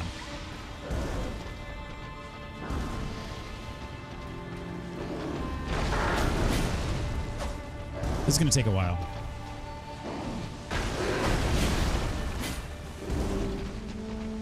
Did get a hit in there.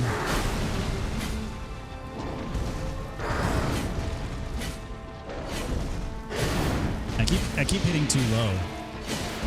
Missing him.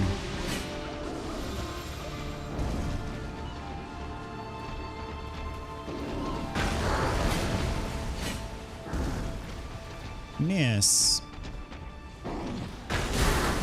There we go. Got the bleed too. He's gonna heal himself soon though.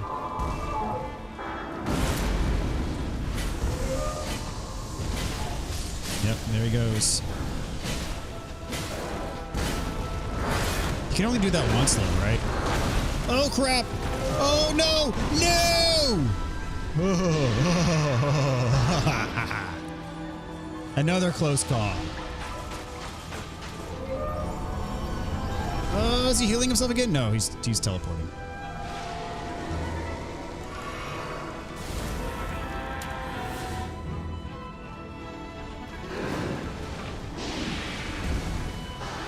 Come on, buddy.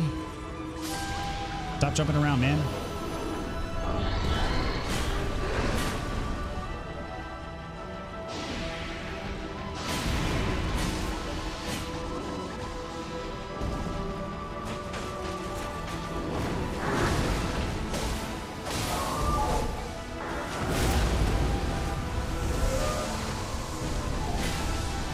Oh, he's healing again? Really? I was able to negate most of the damage, fortunately.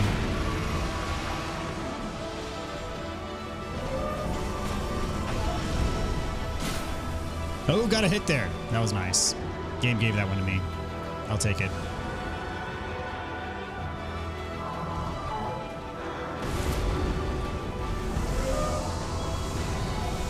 No, he's doing it again, really? That answers the question. Yes, he can heal more than once.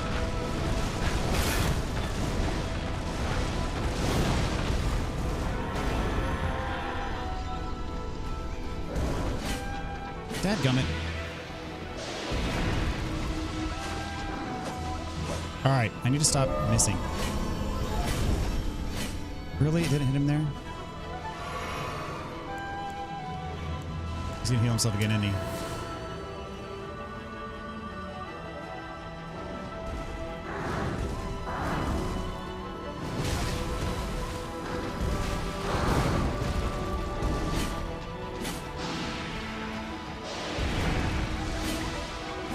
Holy crap, I keep missing. Oh, whoa, almost died there.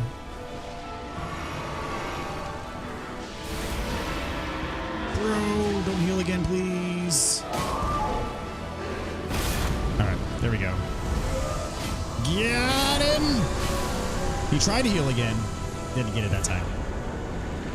I got the remembrance.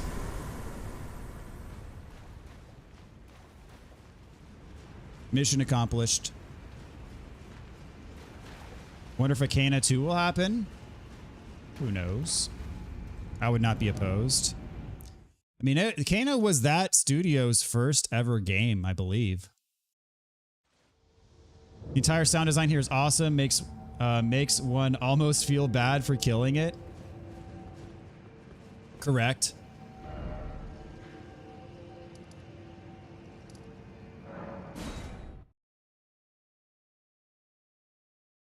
Yeah, that music is top notch.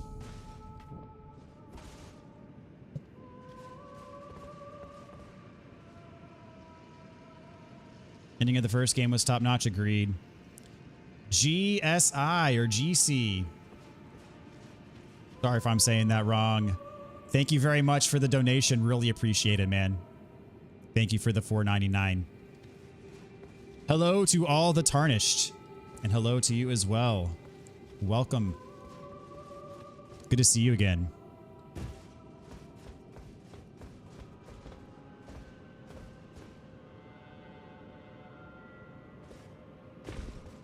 And if I'm saying your name wrong, let me know the proper pronunciation.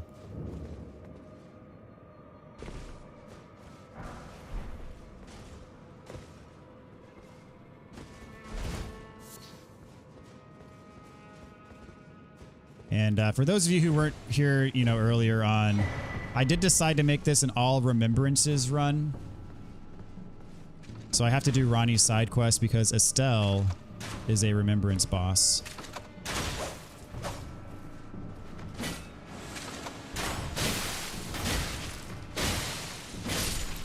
Silver Tears, weak to bleed, confirmed.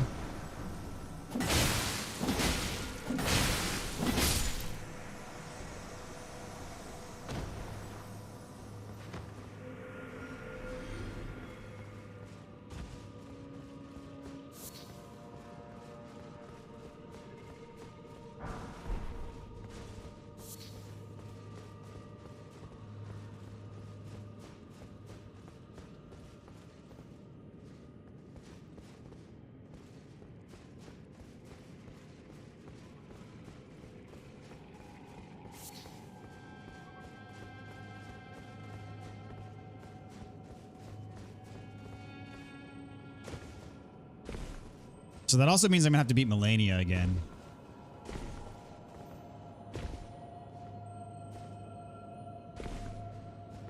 That'll be fun. Where is the... She's easy? That's right, I forgot. She is easy.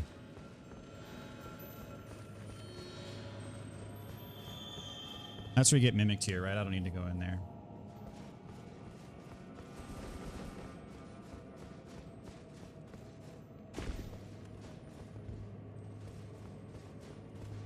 Now, I forget how you get over there, though. There's a ladder somewhere in there.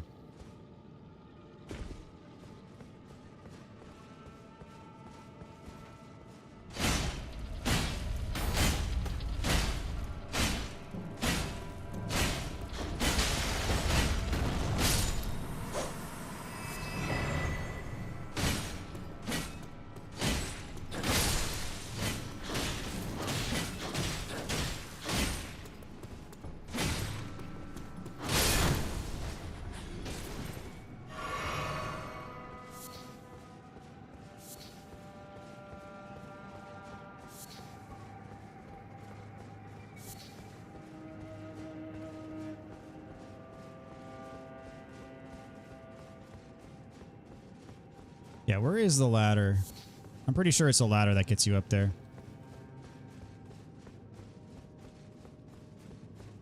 There it is. Remembrance runs are so fun and quick enough to not burn out while seeing most of the game. Agreed. Oh, no. This doesn't get me to where I thought I wanted to go. I forget how to get up there. How embarrassing.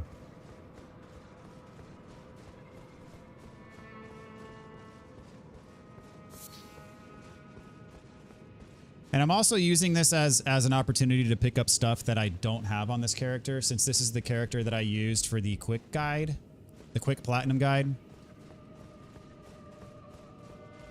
So this character is missing quite a few things. I think you have to go around, right? To get up there through one of these windows, perhaps. Yes. Here we are. Maybe. Can you make that jump? Let's see. Oh yeah, easy.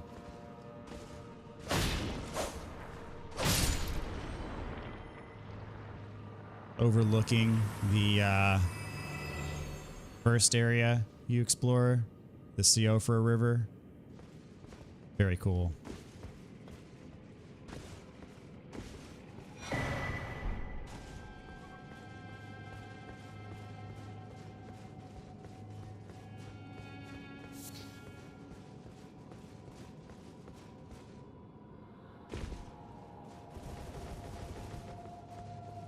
Dragon Lord plus Sax could give me some trouble too. With this build, I could see. I could see that being a problem. Also Elden Beast, since Elden Beast doesn't bleed. It's Shefra. That's the correct pronunciation? Shefra?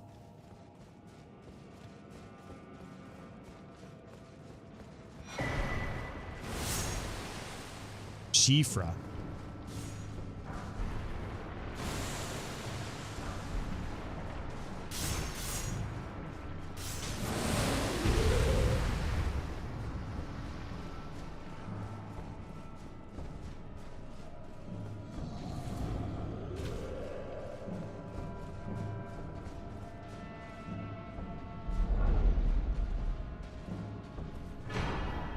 Bigger Slayer Blade. And of course, I can't teleport because... Well, I can use this, right?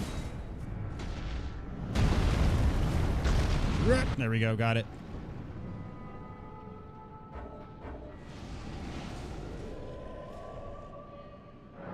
Alright, I have the blade.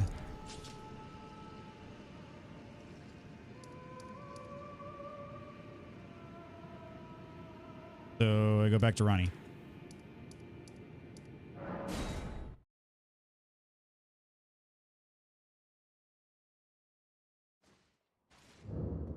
It hurts every time you hate on him because he doesn't have stuff. Who was I talking about? Or who were we talking about? I don't even remember. That's bad.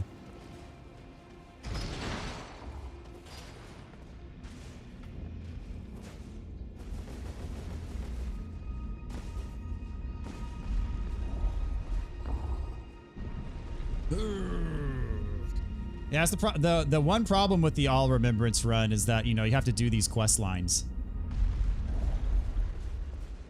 Which these can be semi-time consuming.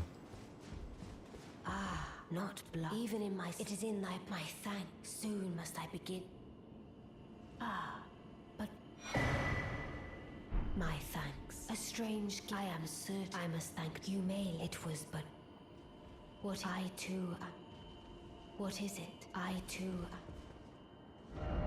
Alright, so I gotta go to the study hall.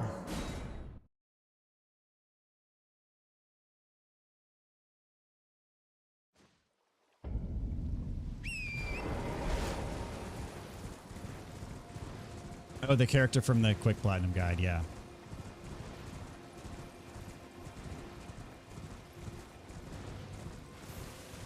I mean, not hating on him per se, but just acknowledging that this character does not have everything that I'm accustomed to having at a moment's notice. Because prior to now, I spent most of my time playing on my characters from my 100% playthroughs. Or my first playthrough, which wasn't a 100% playthrough per se, but it was pretty dang close to one.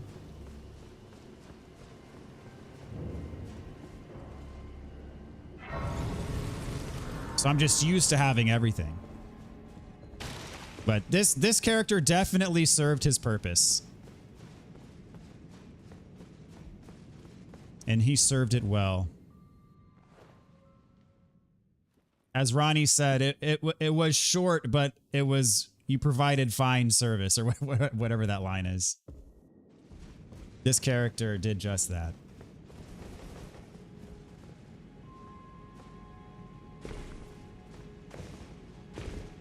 Oh man, how many times this guy killed me in my first playthrough? It was obscene. But I was determined to fight him.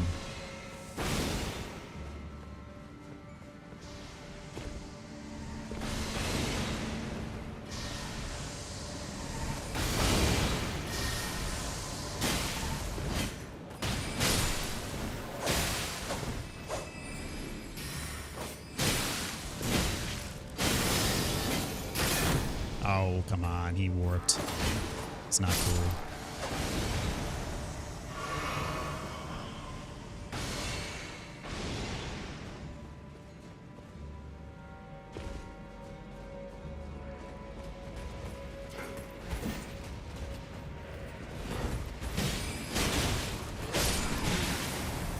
I had a lot of fun making that quick guide. It is interesting. You can legitimately get the platinum in this game in under 10 hours, which is insane to think about. Dadgummit. Which is insane to think about, given the amount of content that this game has. I mean, that honestly is the quickest, in all of From Software games, that's the quickest platinum, is this game.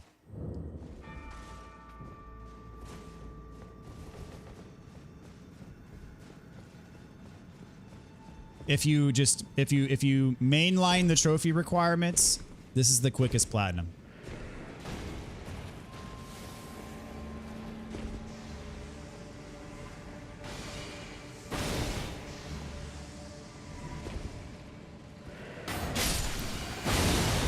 Dadgummit. These finger creepers, man. They got me last time.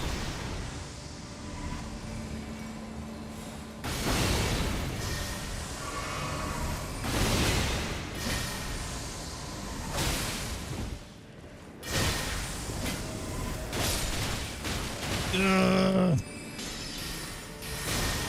Oh, dadgummit. Dadgummit, my runes are, I mean, not that it matters. The runes, who cares?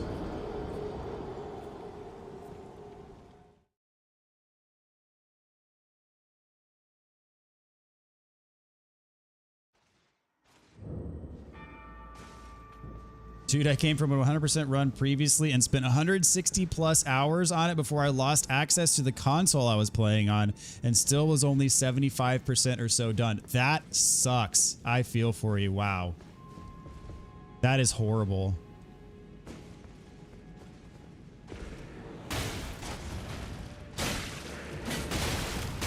And I was just talking about how long he took me to fight on my first playthrough. Now he's giving me crap here. But it's largely because I'm ignoring the finger creepers.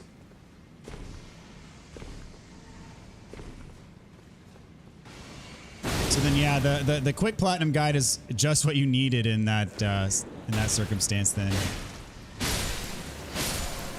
yeah, turn around. Okay, he's hitting the wall or something.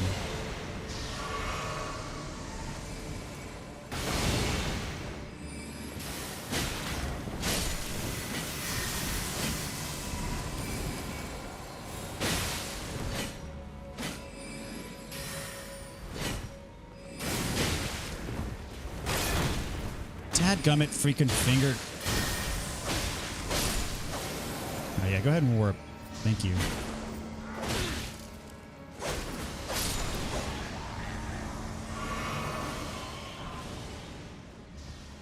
And seeing the actual platinum was basically achievable in a fraction of the time was my salvation. Otherwise, I would have given up. Well, glad you didn't give up. So how did you lose your console that you were playing on before? At least you got to experience most of the game that way. So that's good. But yeah, losing your progress like that sucks. I've lost progress before in a game and it's ugh. For back in the day, like with you know, the early PlayStation days, you'd lose a memory card. I've done that before. Really sucked.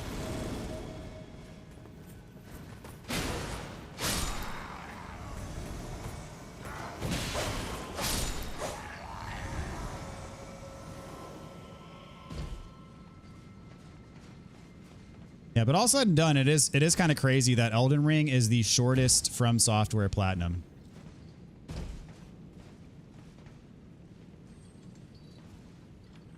Oh, was that too long? Nope. Oh, we're good.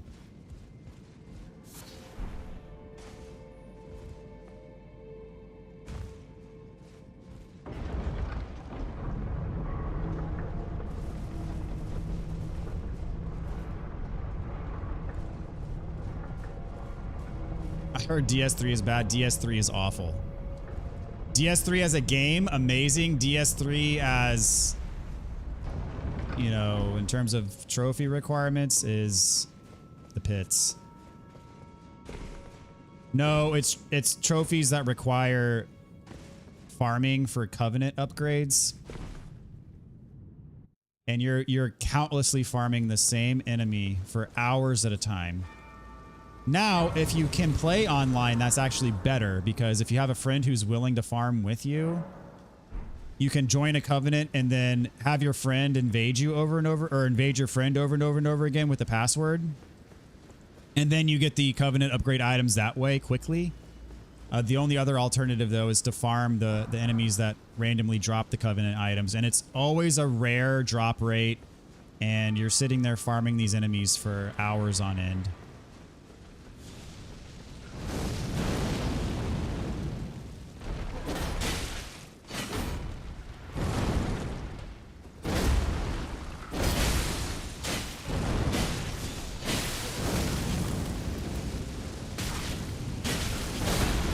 Oh, dude.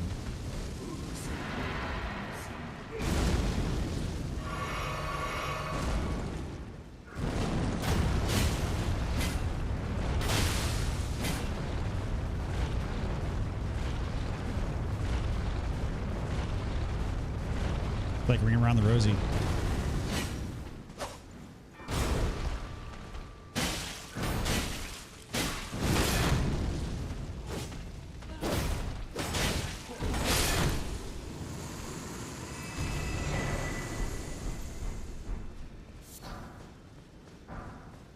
Godskin Noble set.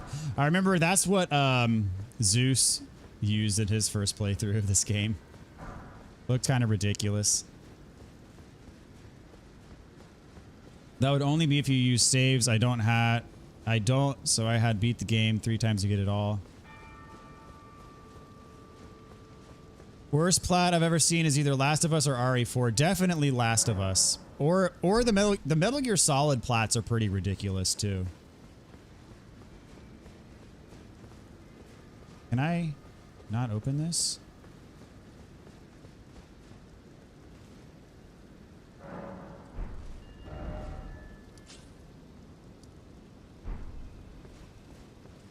What?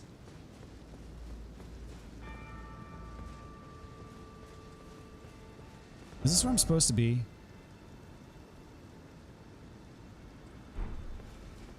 Maybe not. I need to get to the top because that's where Ronnie proper is.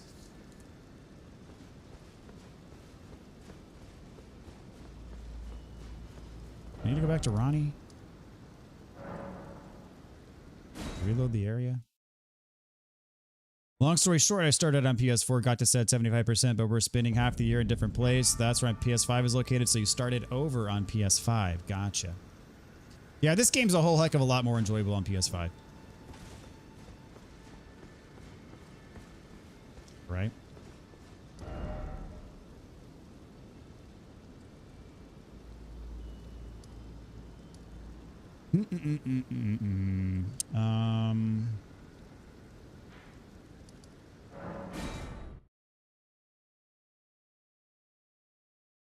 Why can't I get to the top?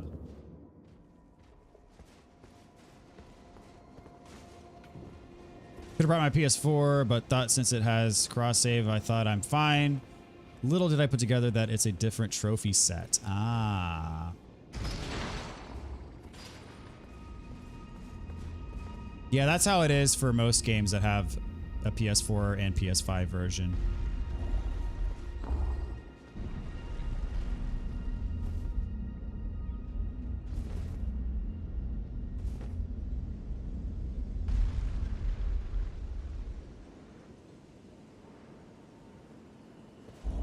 Well, I am glad that as a result of your plight, it brought you to this deep, dark corner of YouTube.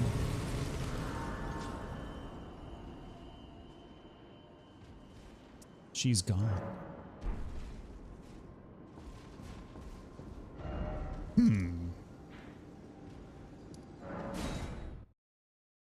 Did I get the plat for RE4? Sadly, no.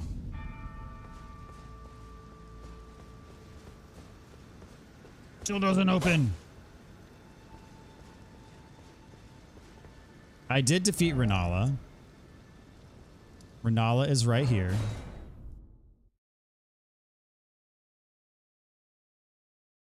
Good news about that is I can double plat it. Yes, that's the spirit. Where did he flee, my sweet? Is it the to become? Be not alarmed. I would burn.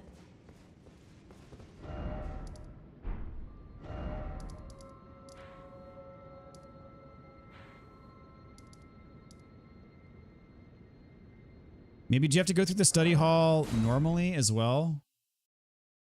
I don't think you do. Maybe you do. If you go through the study hall normally, you can't get to the top.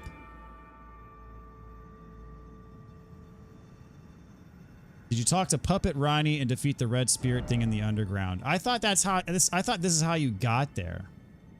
Oh yeah, because this portal opens up. That's right, the portal here in Rena's Rise. That's right. I haven't done that yet because you have to go there and then that warps you to the other spot. Yep.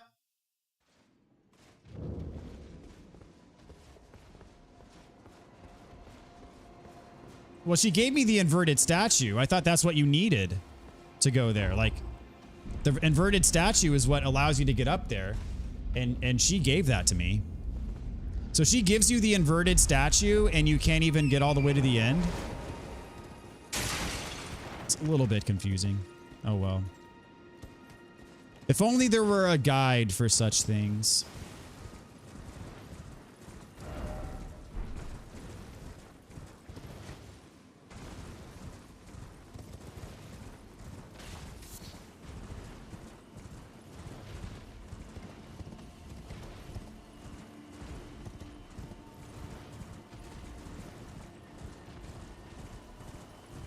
I value my time too much to get such crazy plats like that, and all the RE4 would be deserving being such a masterpiece. So what is it about the RE4 plat that's so prohibitive for you? I don't remember there being any trophies for that were that difficult. I just never went back to play it again after I finished my first playthrough, which is sad. I need to go back and play it again. Now, Final Fantasy VII Rebirth, that platinum is... in terms of requirements, it's actually the most time-intensive platinum that I've seen.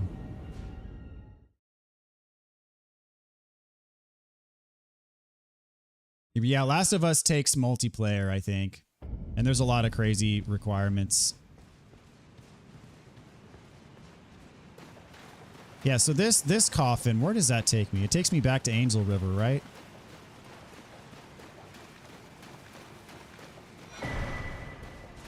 We got the miniature Ronnie.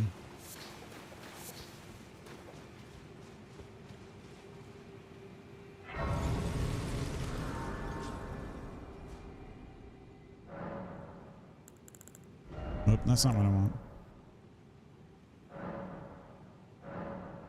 Oh, or is it merely thigh? I hadn't expected any, but now the cat is out of form for eliminate the baleful the name of Rani the I will not brook. Perform for eliminate the name of I will not.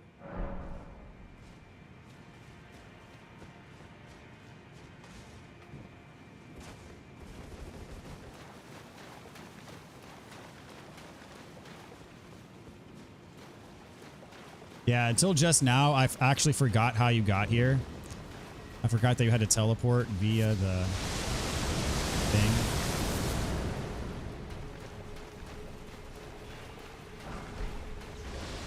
Oh, the multiple playthroughs without healing S rank. Yeah, to do that,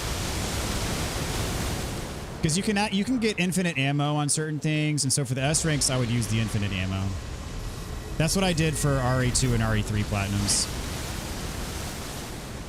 I'm not ashamed to admit it.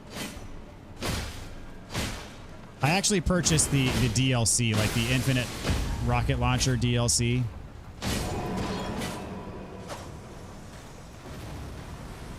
I'm not ashamed to admit it. And then since they released Mercenaries mode for Resident Evil 4, I think you can get the Infinite Hand Cannon Magnum.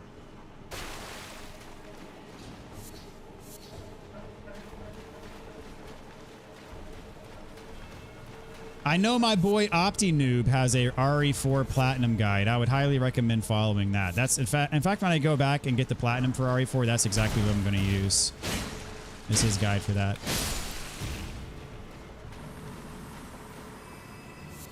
Only played a handful of games multiple times. Yeah, most of the Resident Evil Platinums do require multiple playthroughs. Resident Evil 2 Remake did. Resident Evil 3 Remake did. Resident Evil did. Resident Evil Remake did. Resident Evil 7, Resident Evil 8 all required multiple playthroughs. Need to do RE4 on VR. I've never bought VR before, ever, in any form or fashion. I don't care. Not Oculus, not for PS5 or PS4. I've never done VR. It's too expensive, man. Like I have a hard time justifying a $500 purchase, which ultimately ends up being, you know, pretty low utility in the long run. Like, there's not very many good VR games.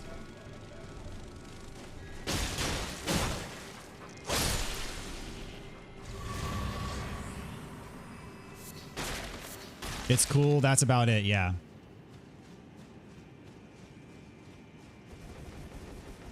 It's kind of like a self-fulfilling prophecy kind of thing. Like, nobody buys it because it's too expensive and there's not very much stuff for it. But the reason why it's too expensive and there's not very much stuff for it is because it's, you know, not very widely adopted. So do appreciate how RE takes advantage of it and does a pretty good job. Now, one thing I am curious about is how they added a third-person mode to RE8.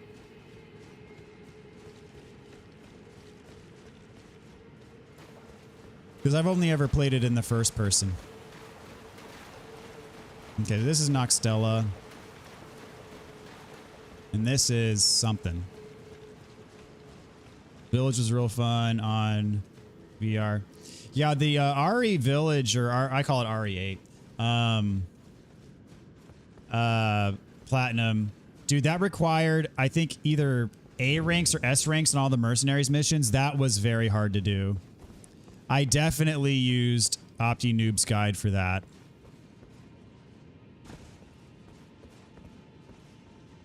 His guide was fantastic for that.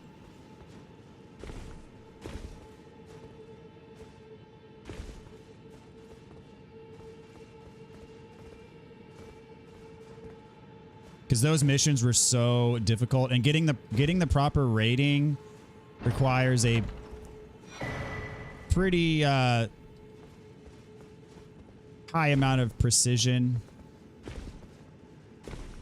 and, you know, trial and erroring your way to those S ranks or whatever you needed for the platinum, man, that would have taken forever.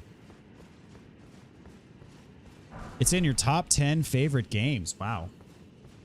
Yeah, Village is good. I think I liked it better than 7.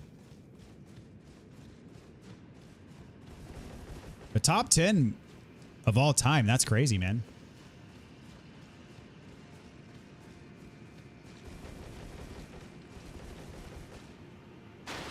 Did you play much of the Mercenaries mode in RE8?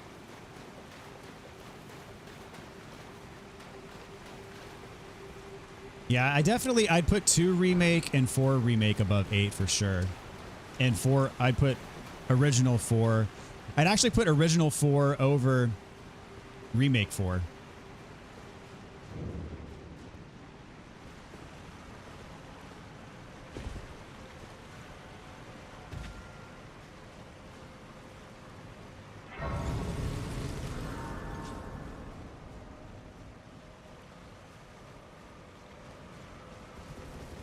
I haven't played that many games. Yeah, if I went back and counted, I wonder how many games I've actually played. Because compared to some people, I haven't played very many games either. I mean, I have my, you know, my go-to series and stuff like that. And honestly, I don't really deviate much from that. And a lot of it has to do with time. A lot of it has to do with my play style. I love playing games to completion, so that, you know, takes the time that I do have for allocating for playing games away from, you know, playing a wider variety of games, because I like to dive deeper into the games that I do play. So it's a double-edged sword for sure.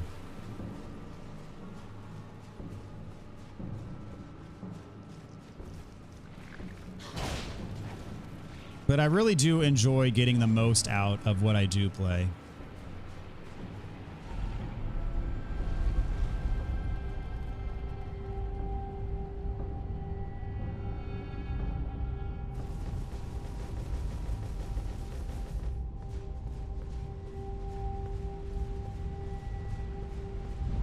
You didn't play the Mercenaries, it was too grindy. It is quite grindy. Unless you use OptiNoob's guide, which I did. Let us speak of I was once of the demigods. Only I, Nicola, and Melania could claim that title. Each of us was chosen by our own two fingers as a candidate to succeed Queen Marika, to become the new god of the coming age. But I would not acquiesce. I stole the rune of death, slew mine own Imperium flesh. I would not. The two fingers and I have been cursing, and the baleful shadow. Some good lore right there.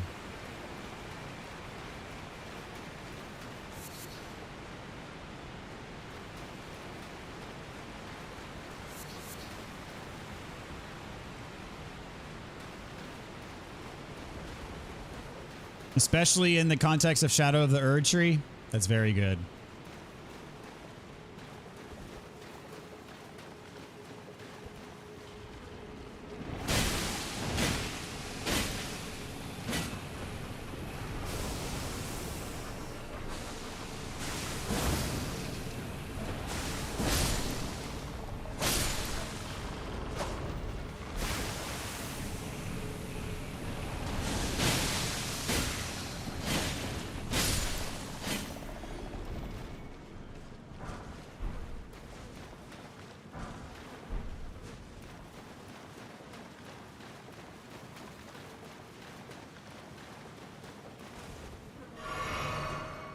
O Shadow, thou art the last. Tell the two fingers that Rani the Witch cometh to rend thy flesh with a fateful wound, ne'er to heal. That's crazy that she stole the Rune of Death so she could kill herself.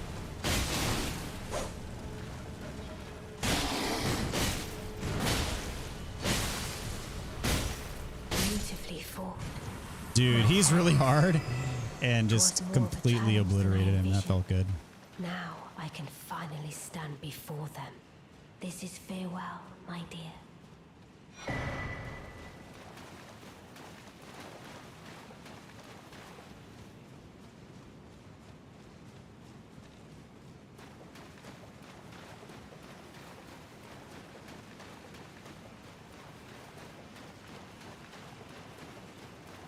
You only have 2 plats. That's Ghost of Tsushima and Ragnarok. Okay.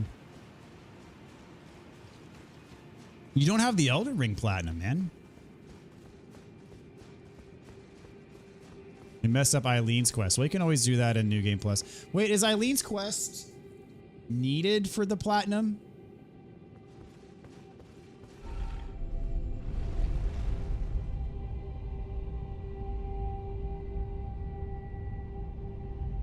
I'm trying to think.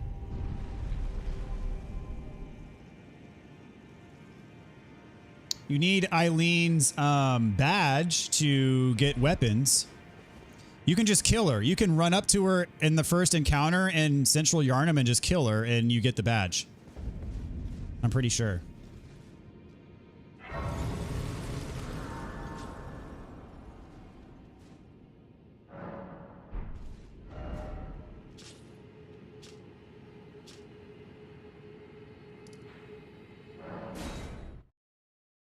I think so.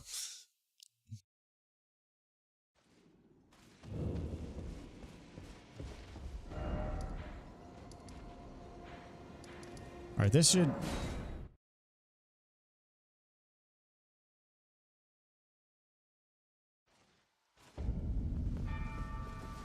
Is that the only thing you have left? Have you done the Chalice Dungeon stuff?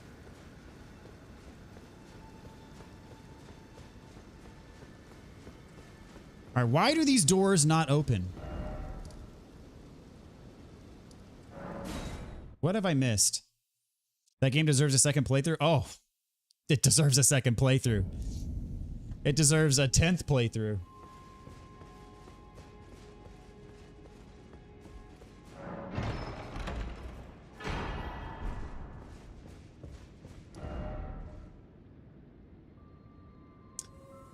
All right, you did the Chalice dungeons. Oh, dude, you've done the hardest part. Yeah, man, absolutely get that Bloodborne Platinum. Dude, so what am I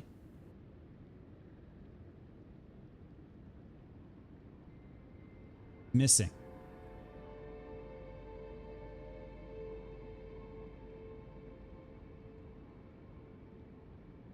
All right, giving Ronnie the Finger Slayer blade will cause Celavis to become a lifeless puppet, which effectively locks you out of further interaction with his quest line.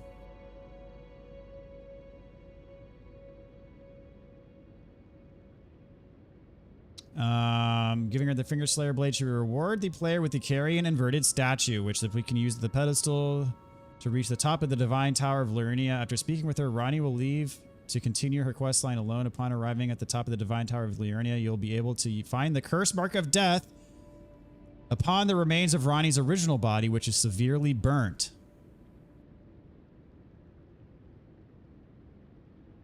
You're giving the Finger Slayer blade to Ronnie. You can speak with EG, and he will tell you where Ronnie has gone, mentioning Rena's rise in the process. And the Carrion Filgreed crest will be added to his merchant inventory for purchase if you have yet to unlock its availability. At this point, the seal blocking access to Rena's rise will have vanished, allowing access inside the tower upon reaching the top.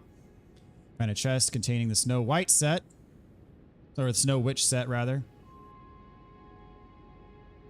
Transfer to Ansel River, Maine. Get the discarded palace key.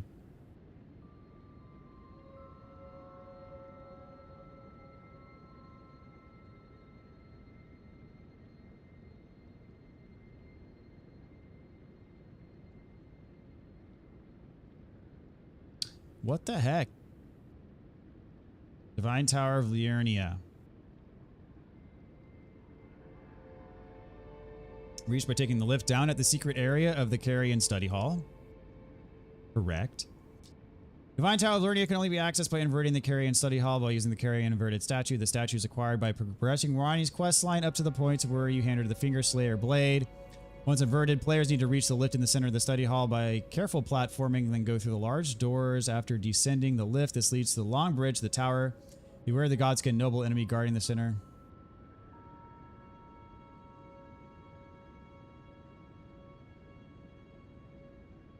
The tower itself is a very straightforward affair, though through the main doors, ascend the lift and then follow the path along the balconies, grabbing the...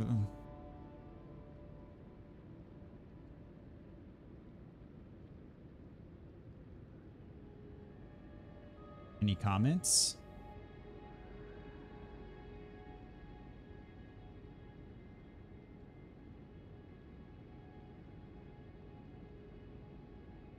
Most of the comments are talking about the Godskin Noble.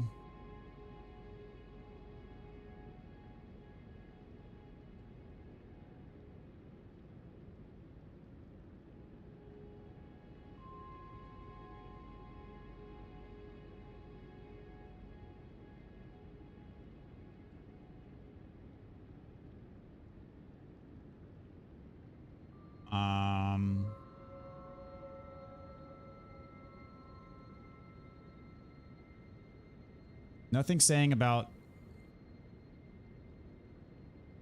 Okay, I'm just going to Google Divine Tower of Liurnia. Door closed. Any ideas why the Divine Tower and Liurnia doors won't open? You have the inverted hourglass, beat the mini-boss on the bridge, but the door has no prompt to open.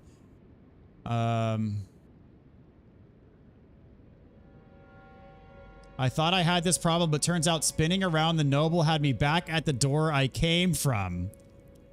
Thanks, I'm stupid. Ha ha ha. Yeah, because this Grace is Dude.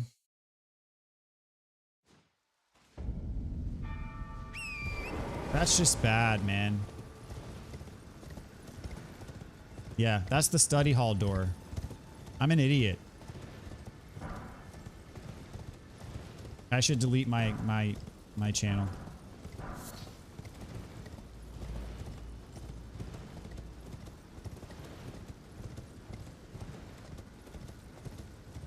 But at least I'm not the only idiot.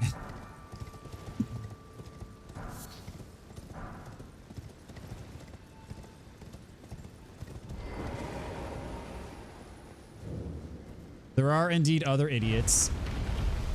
And that's why I had the answer to my question. I should have known, because when I touched that grace, I thought it was weird that, like, I rested at it right away without activating it. I was like, that's because I had already activated it. Wow.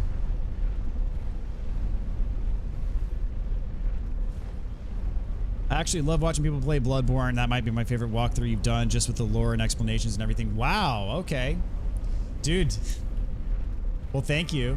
That's crazy, because that's the first walkthrough. That's the first video I ever made for this channel, was Bloodborne. And that's cool. That's your favorite one. I'll take it. I will admit, you know, because looking back on all that stuff, my opinion of it, at least, is I spend way too much time at the beginning and end of episodes just talking without doing anything. And so I've made a conscious effort to, like in my more recent walkthroughs, to get straight to the point, like at the beginning of the episode. Like I assume that most people don't want to sit there and listen to me yak for like 3 minutes, 5 minutes before I even start doing anything in that episode. All right. Problem solved.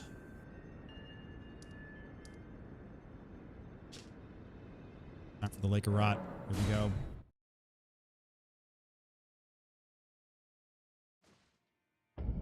Oh, it's not your fault, Haven. It is purely my fault. You have no need to apologize.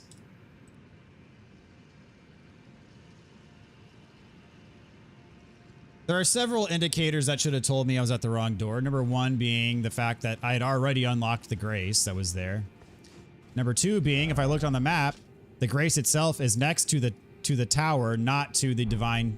Is next to Caria tower, not next to the divine tower. I should have noticed that immediately. Ah, I got rotted.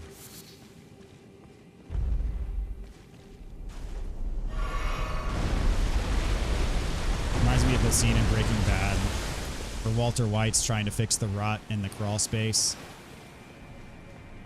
And he shows up, you know, they're eating breakfast. And he's like in his hazmat suit, and he's like, Skylar, there's rot. This place makes me think of every single time. There's rot.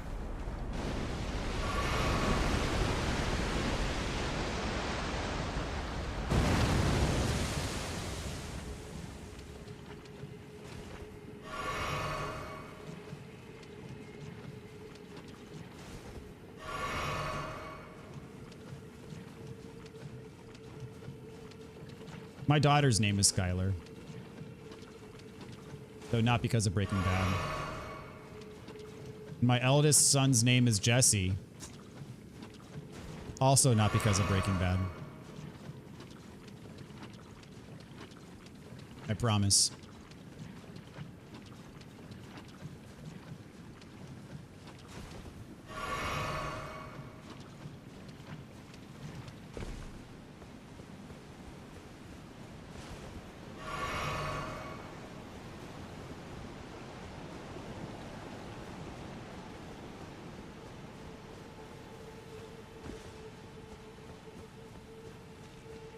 $720p walkthrough for a 30 FPS game. Only old people like me would appreciate that.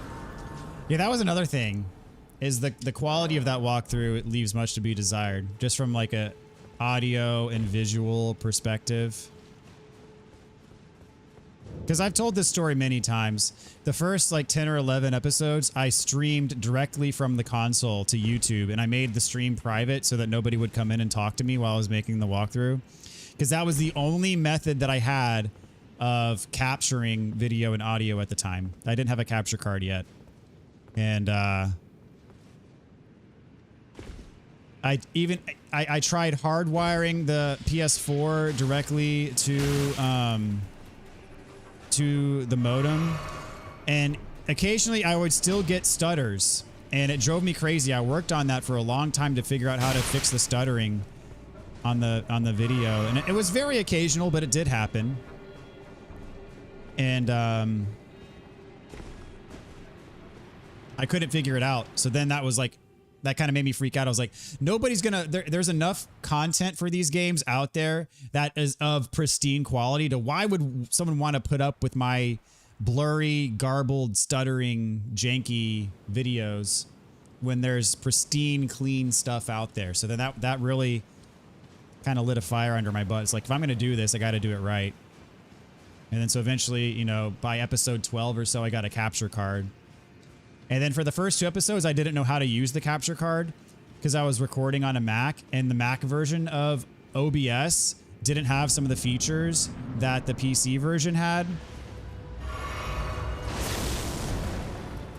And so, so back in the day, the Mac versions of OBS didn't recognize the capture card directly. So you had to use like the built-in Elgato capture software to capture the video, but the Elgato capture software sucks at capturing audio. And so I used OBS to capture. So what I ended up doing was I kind of fumbled with it for the first couple episodes, and using the capture card, and it looked awful. It was really stuttery and really bad, and so I had to figure out a way around that. But what I ended up doing was I ended up using OBS to capture the audio, and then the Elgato software to capture the video, and then I would combine the two in my video editing software. It was really janky. But hey, I made it work, and now here we are, much later, with my own dedicated streaming setup. Come a long way.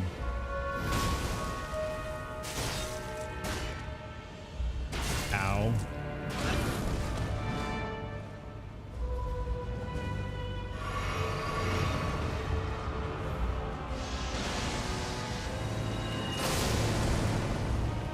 So it was worth, all that to say is it was worth the struggle in the end. There have been many iterations of the dad bod streaming setup. Okay, Estelle is going way better than I thought he would. I thought this boss was going to be a pain. Heal, heal, heal, heal, heal.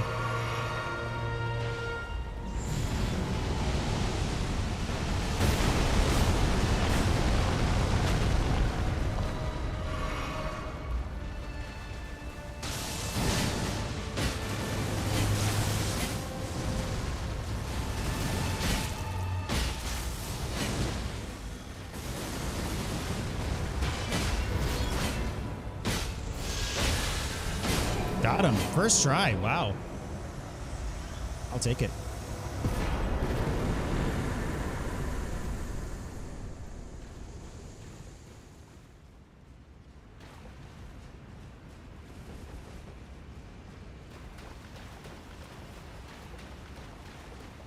I think halfway through the walkthrough, you got to 1080p. So back then, I was using this software, editing software. What was it called? It had like a shark on it. Free video editor.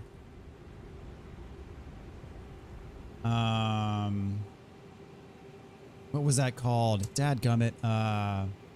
Lightworks?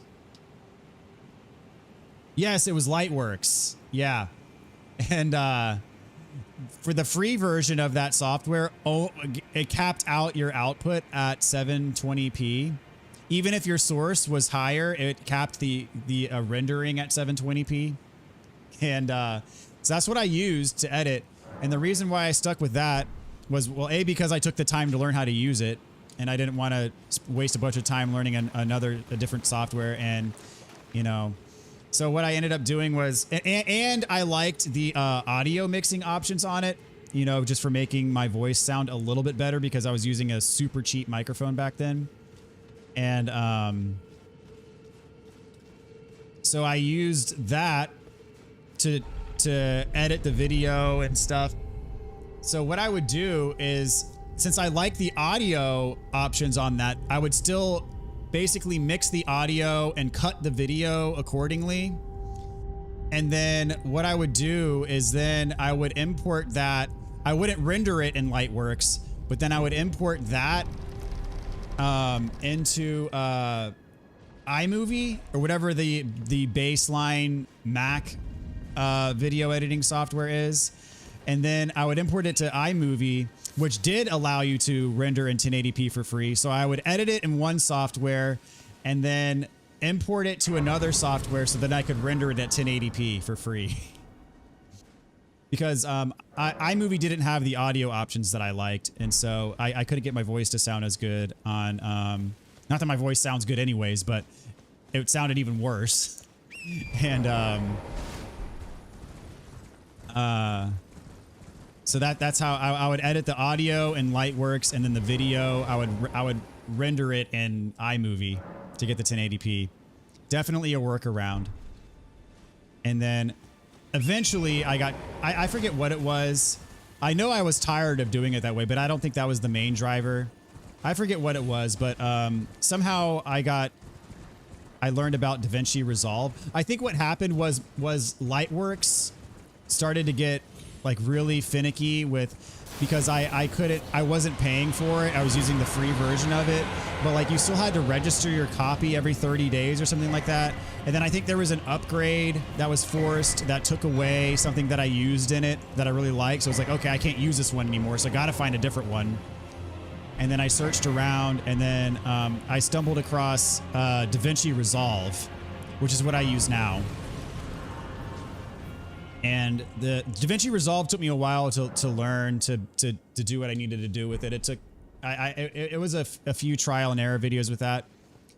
And when I did my Let's Play of Final Fantasy VII Remake, which a grand total of like 3 people have watched, I did, those are the first videos I did in DaVinci Resolve, and some of those are pretty janky because I didn't know how to use it yet, and so some of it sounds really cackly and not good. But you can render up to 4K in that for free. So that's what I still use. And I got it to... There's a lot of good like plugins and mixing options and stuff like that. So I still use that to this day. And I've got a pretty good setup with it. And so that got me away from having to basically do everything twice. Once in Lightworks and then once in iMovie, which really sucked. So I just do it all in one spot now, which is a massive upgrade to the process. And then I'm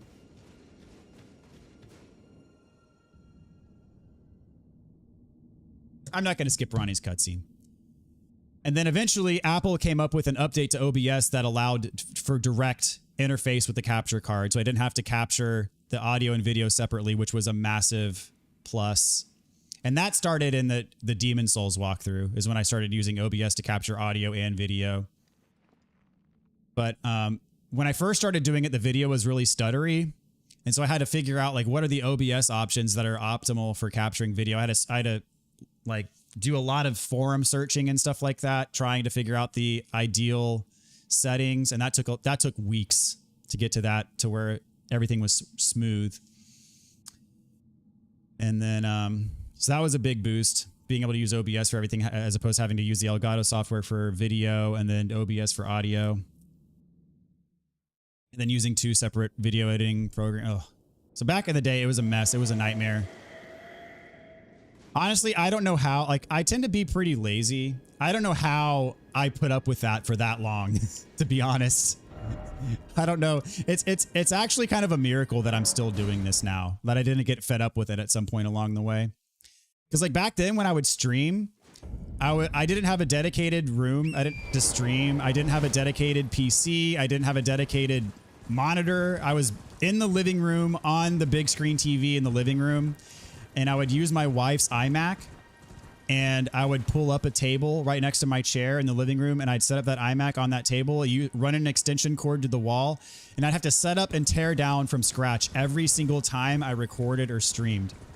And again, I don't know how I actually did that. Like, I don't know how I didn't give up at some point, because that's a lot of work.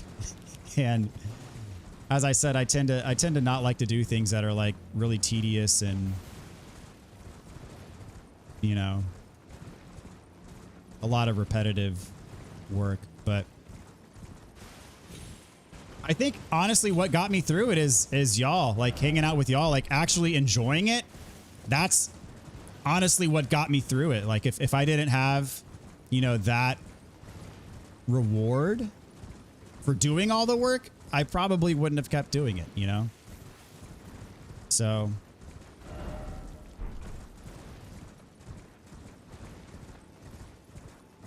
I think that's what it all boils down to. Because there's a lot more that I could do for YouTube that I don't do just because I'm lazy.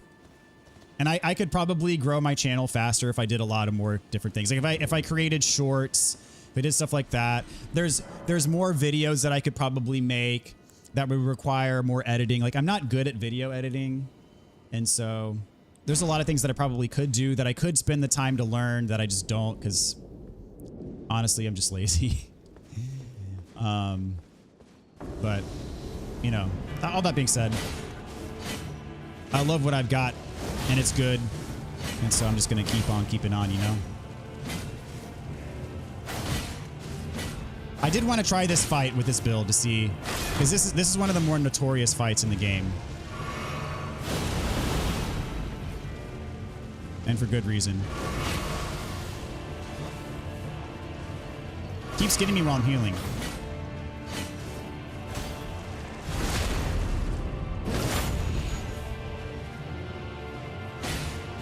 And I don't think these things can bleed.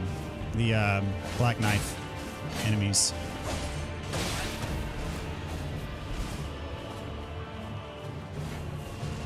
Dadgummit, you keep doing that when I'm trying to heal.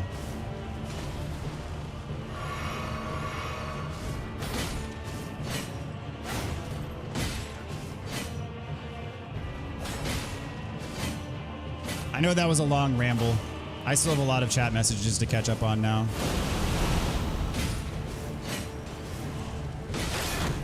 Aw, crap.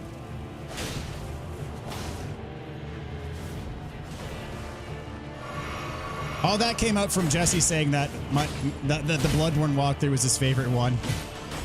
That's funny. I went through a lot, man, making all that stuff. I remember it fondly, but it was janky, dude. It was really janky, which honestly is why I look forward if there's ever a Bloodborne remaster, because I would make a fresh Bloodborne remaster walkthrough. And the disparity in the quality between a Bloodborne remastered walkthrough and the original Bloodborne walkthrough would be immense. Yeah, I need to watch out for that grab, don't I?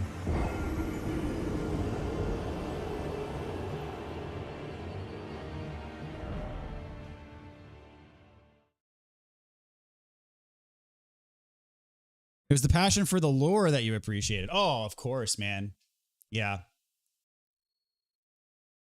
I struggle with that balance now, like just as a philosophy, because a walkthrough people watch primarily to get through the game, but I also love the game and I want to talk about the game.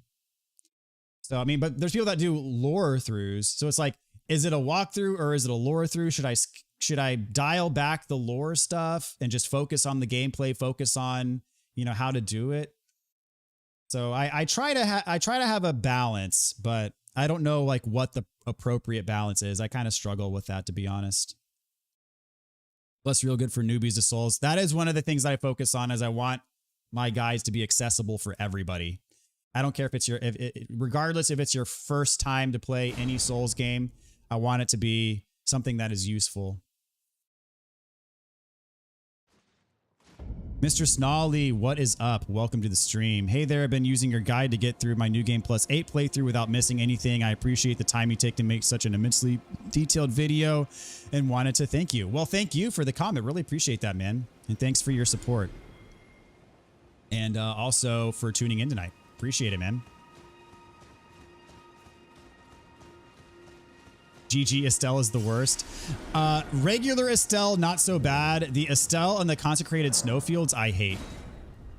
I hate that one. Estelle is actually, I think Estelle's a fairly cool boss. Yes, annoying, yeah, but also pretty cool. That's just my opinion. I don't know what the general consensus on Estelle is. I know there's people. I know it's very polarizing. Mixer used to be streamed right from your Xbox. Has some videos that were recorded from the Xbox, allowed 10 minutes while using the Rock Band mic on my laptop to record voice in Audacity. Very cool. DaVinci is good. My team has editing board from Black Magic. Use DaVinci to make lightsabers. Nice. OBS has been great. I used a really bad screen cap for a while. You can see it on my first Sega games. I remember the iMac days. Oh, the iMac days. And then eventually my wife got a laptop, which it was a MacBook because she's an Apple person. And so I used that laptop for a while, but the laptop was immensely easier to obviously set up and tear down. So I used that laptop for a while for a good, I did my entire Elden Ring first playthrough and Elden Ring walkthrough on that laptop. Good times. Oh yeah, good times. Yeah, the first playthrough of Elden Ring streams and the walkthrough were all done on that laptop.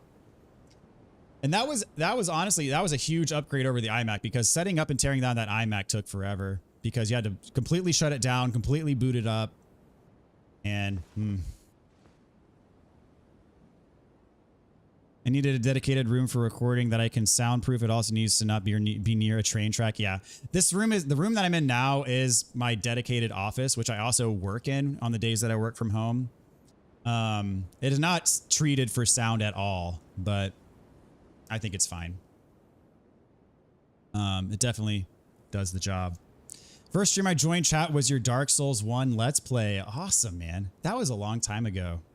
Yeah, that was right after this stream started to, or this channel rather started to get traction, because I did that Dark Souls playthrough pretty shortly after the Demon Souls walkthrough. So yeah, man. Yeah, you've been along for the ride for a good while, Jesse. So very cool. And I believe Haven started watching during the Dark Souls 2 live streams. Also a while back. Well, I got bad news for you. I'm leaving forever. Please never make shorts. Please never make shorts. I've wanted to make shorts for a long time. I just never have gotten around to it because I could see it consuming a lot of time.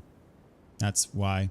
Too many channels that I still want to follow make shorts and it tempts me to cut them out, really. I mean, shorts is just a good way to reach people. Really, that's what it's about. They say you always remember your first. Oh gosh, the Cave Estelle gave me PTSD, struggled so. Oh yeah, the Cave Estelle, I mean, I didn't really rage, but if you go back to those live streams, I was very clearly pissed off about it. I was mad. Falling Star Beast is a baby Estelle, yeah. I think that's right.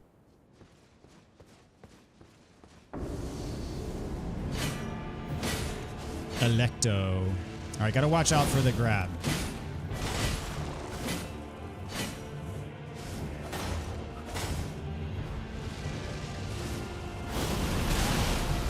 Okay, that's not a good idea. Also not a good idea.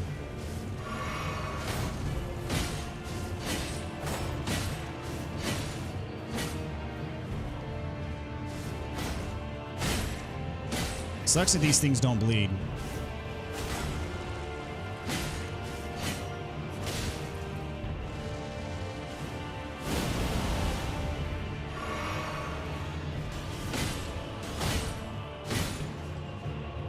there's a grab. Is that a one hit? No, it's not a one hit kill. Okay, good. So as long as my health is topped off, I'm good, even if I get grabbed. Ah, dang it. Easier said than done, though, to keep that health up.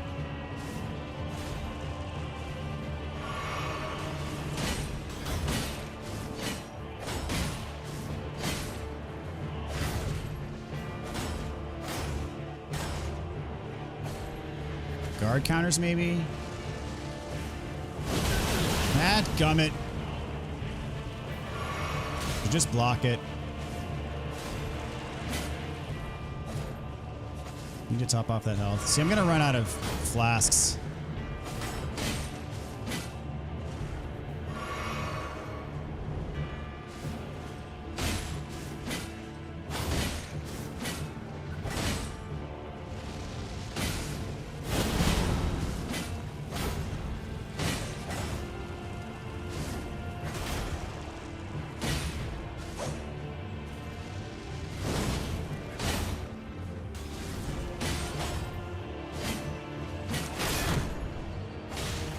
Fortunately, she does not counterattack. That's good.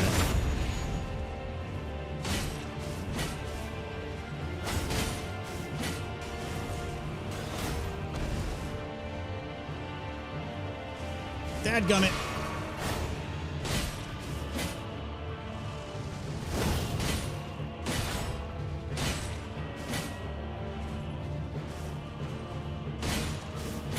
Knocked her out of the grab.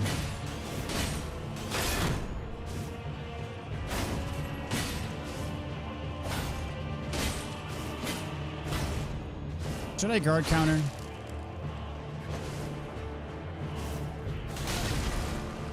Maybe not.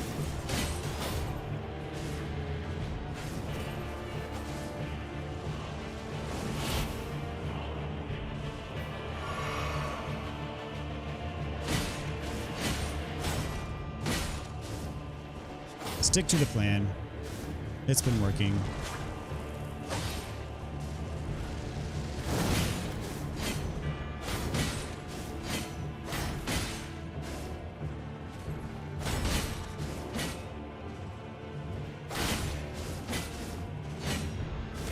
Oh, dang it.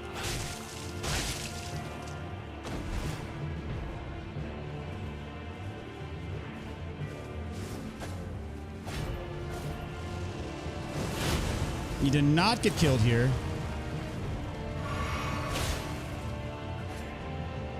Also not run out of flasks, even though I have a couple hits left. No! Oh, I thought that was the grab. Okay. Second try. Not bad. I already had Black Knife T-shirt. I just wanted to, I wanted to fight. This is one of the hardest fights in the game. I wanted to do it on this build.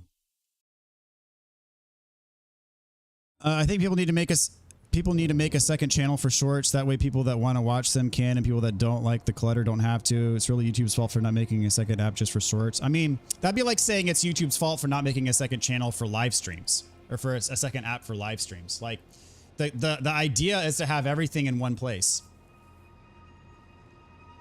And, you know, there are people who exclusively enjoy short form content. There's people who exclusively enjoy long form content. There's people that enjoy both. I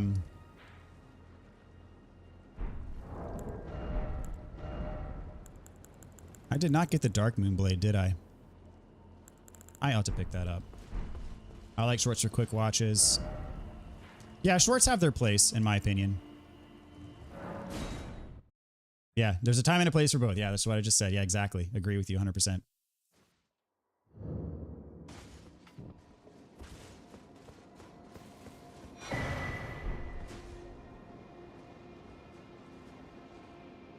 Shorts are locked to a certain format. It won't let you watch landscape.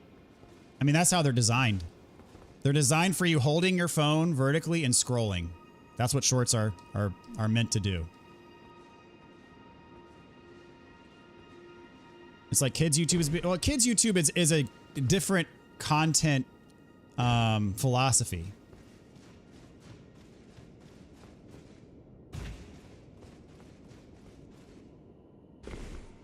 I mean, I look at YouTube as a three-pronged, maybe even a four-pronged approach, in that You have shorts, videos, live streams, and community posts. So perhaps I am. And they all fit together Thou art a fitting choice. for I bid thee, and once so. for one reason or another, you know, and different and people, you know, there are some people that have really grown their channel off of shorts. Because shorts can give you a different level of exposure to a different audience.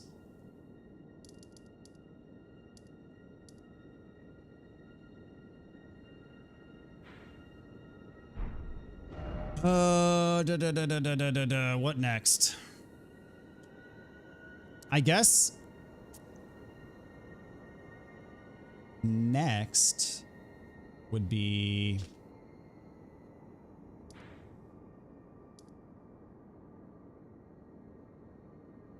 the gargoyles.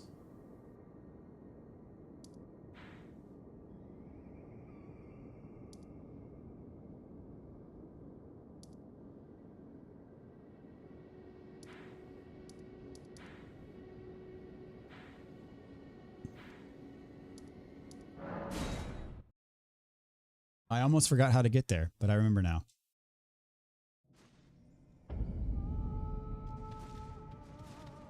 Never hold my phone like that, and having them just being on my sub box creates clutter.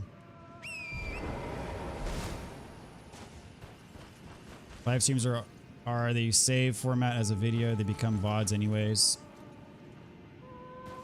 Or I think I meant to say same format.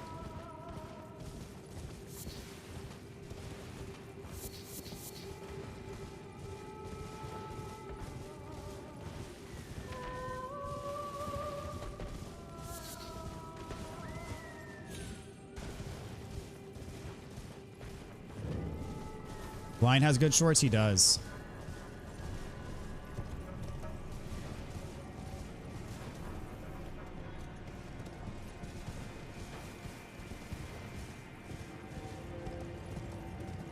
Ever gonna do memberships? I mean, here's the thing, is I'm not opposed to memberships as a concept, but like, I just don't think I have anything extra to offer with a membership. Like if people would do that, like if I offered it and people signed up for it, like I don't know what else I could give them, you know, other than maybe some emotes or something. But like, are people going to find that valuable? Because what a lot of people do with memberships is they have like the different tiers or whatever, and tier 1 gets this, tier 2 gets this plus this, tier 3, so on and so forth. Like I don't have, I mean, I'm not going to give additional levels of access based on people who, you know, pay money versus not. And I know some people do it where like, you know, they'll upload a whole series and members get access immediately to every video that's been loaded. Whereas, you know, the people that are non-members have to wait for the videos to be released on their schedule or whatever. I typically, when I'm doing a walkthrough, I typically just release them as I make them. Like I don't have a bunch of unreleased content on my channel that people would get early access to, you know? So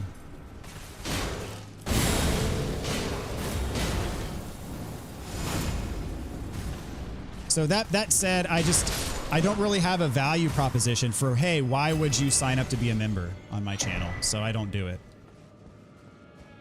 Again, it goes back to me being lazy. If I invested more time in it, of course I could come up with something, but you know, it comes down to me being content with what I have and with what I'm doing, and I don't really feel the need to change it fundamentally in any way.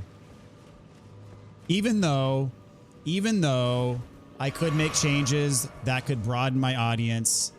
I could make changes that would earn more money or whatever, but I don't really, on a fundamental level, don't see the need for it. But that could change. Who knows? I'm not like married to that idea. That's just my current thought process.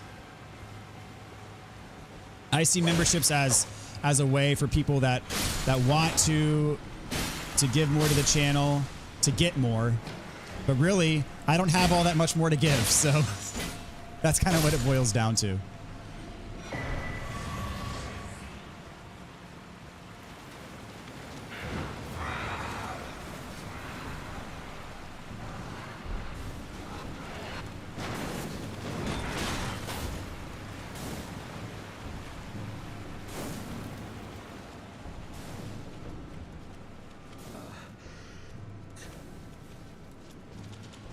This fight's going to be interesting. Isn't there a site of grace nearby here? Is there no site of grace here at all? I guess there's the one all the way at the front, yeah.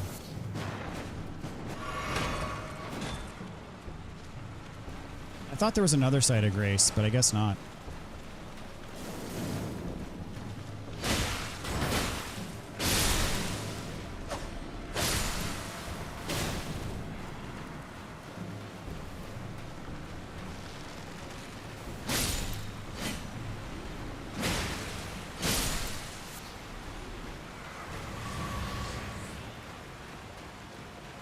DB emotes.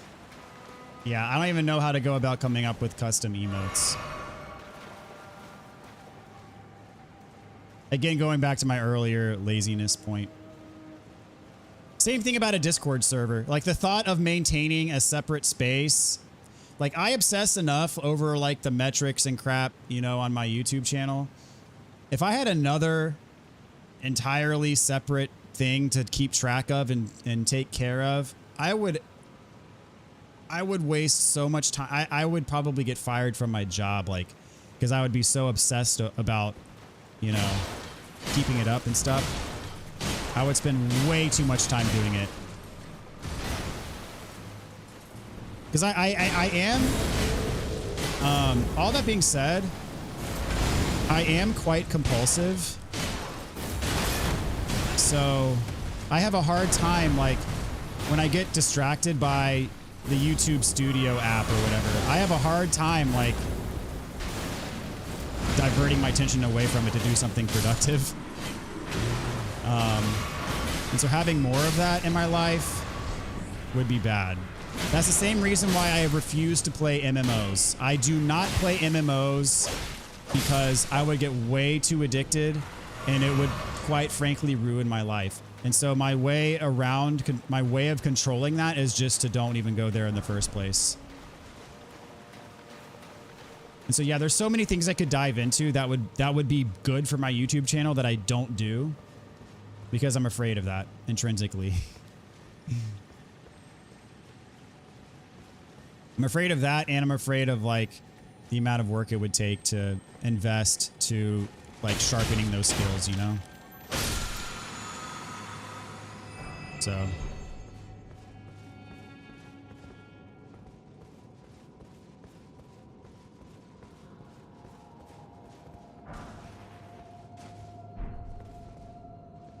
I remember a guy had one video on his Patreon where he danced in his underwear and said, "You get nothing." People still supported him. I can't afford to support others, and I don't support special attention to people for money. I get that me actually leaving isn't any big loss, but I'm here because of what your channel is now, not what it could be. Yeah.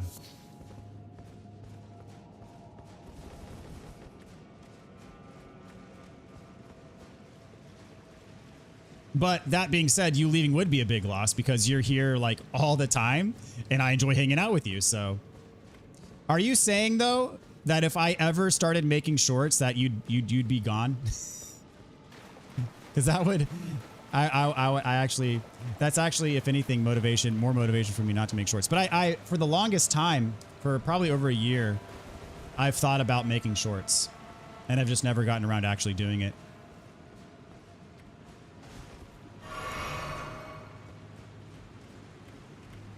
You have a family and a full-time job, grinding the YouTube algorithm it is very tiring. And I could definitely give more time to doing it. But that's the thing is like, okay, where do you draw the line? Because no matter what you do, you could always be doing more. And so where do you draw the line? It's very arbitrary. And so I've found that even though in my head I know that I could do more, functionally, just in terms of like intrinsically who I am as a human being, this is where I've drawn the line more or less. So, hey, it is what it is. What's up, Purple? Welcome to the stream tonight, man. Hope you're doing well. We're talking some YouTube philosophy here. Hopefully having fun. I don't know. I'm rambling a lot. Hopefully y'all are having fun. Hard to say I wouldn't want to go. I wouldn't want you to go, dude. I love having you around. I mean, you're usually, you know, pretty engaged in the discussions, usually with whatever it is going on in a given stream.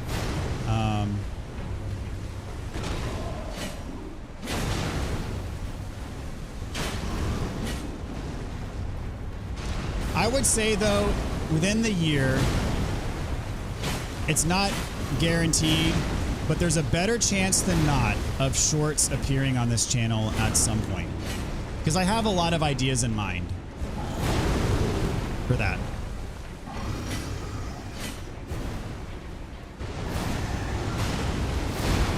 Yeah, it's the thing is for enemies that don't bleed, this is not a very good like DPS build.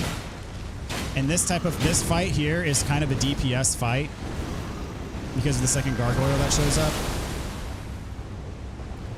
That's where this build lacks, is on the DPS front, especially for enemies that don't bleed.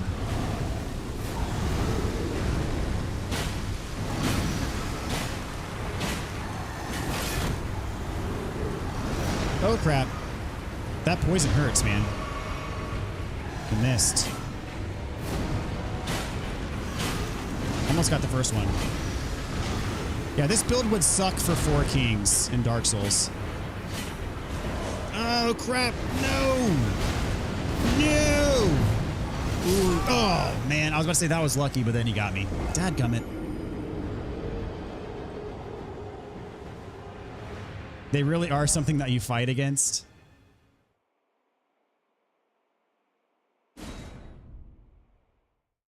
Like you fight against in terms of your own channel, or you fight against like you just hate the fact that they exist and they constantly annoy you just by their very presence. Quality over quantity. Well, the key to YouTube is quality and quantity.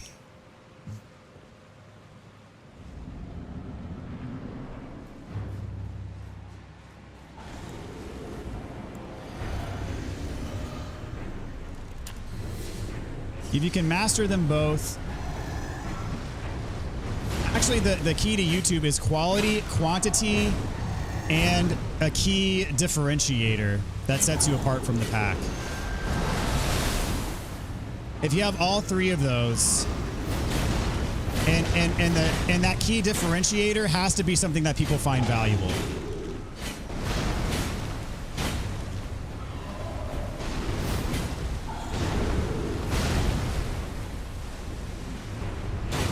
So if you have all of those things, you'll do well on YouTube.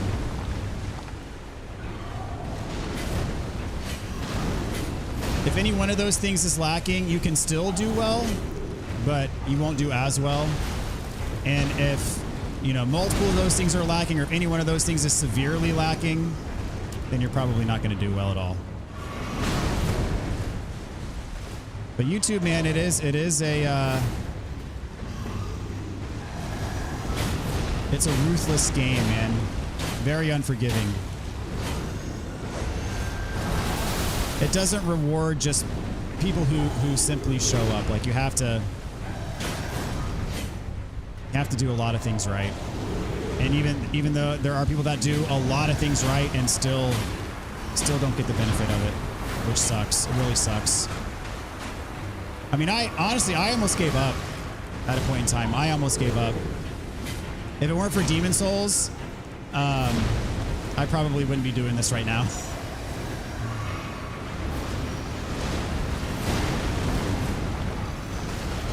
The Final Fantasy VII Let's Play almost made me call it a day. And I told my wife, I was like, when I was doing the Demon Souls walkthrough, I was like, this is my last ditch effort. Like, if it doesn't work now, then I'm going to stop. Because it was taking a lot of time. And I was asking a lot of her also. And so I told her, I was like, if Demon Souls doesn't work out, then it's over. And that was Demon Souls is my Hail Mary, and it actually worked. So very fortunately.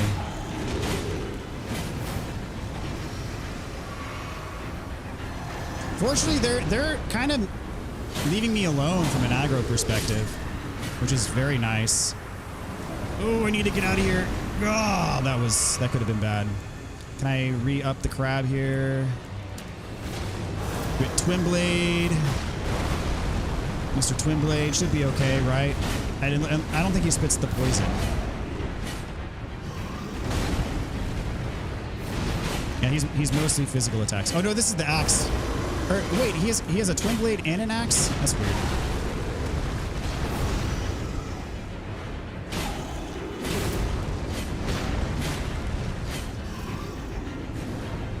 But I mentioned multiple times tonight about being lazy, and I think that manifests itself in a very weird way. One of the weird ways that it manifests itself, and you guys probably notice this, is my lack of build variety.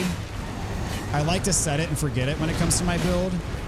And a lot of that is because I don't like the work involved in learning different movesets and getting good at different movesets and learning different weapons and different styles of play, because if I take the time to learn something and it works really well, then like just on a pure efficiency basis alone, I like to stick with what works, and that's just intrinsically like kind of how I'm wired.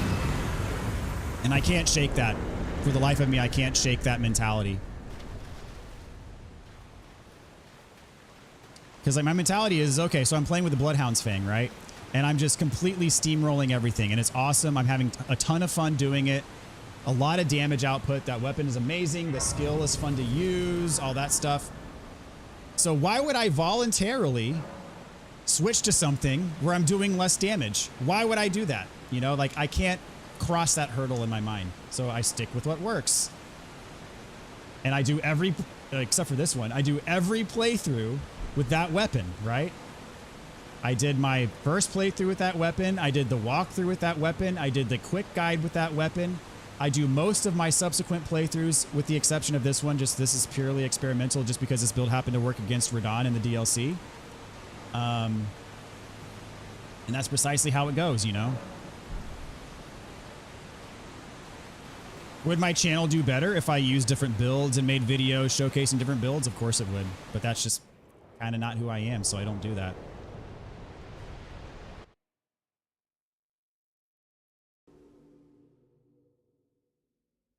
You should still. Sorry, I'm going back up. I'm catching up.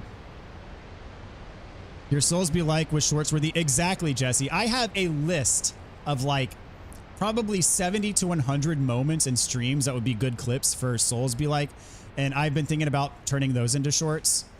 And I have a list, like seriously on my phone, it's a list of a ton of those that would be good. And just for exposure, like tiny little clips of live streams can not necessarily will, but can do well.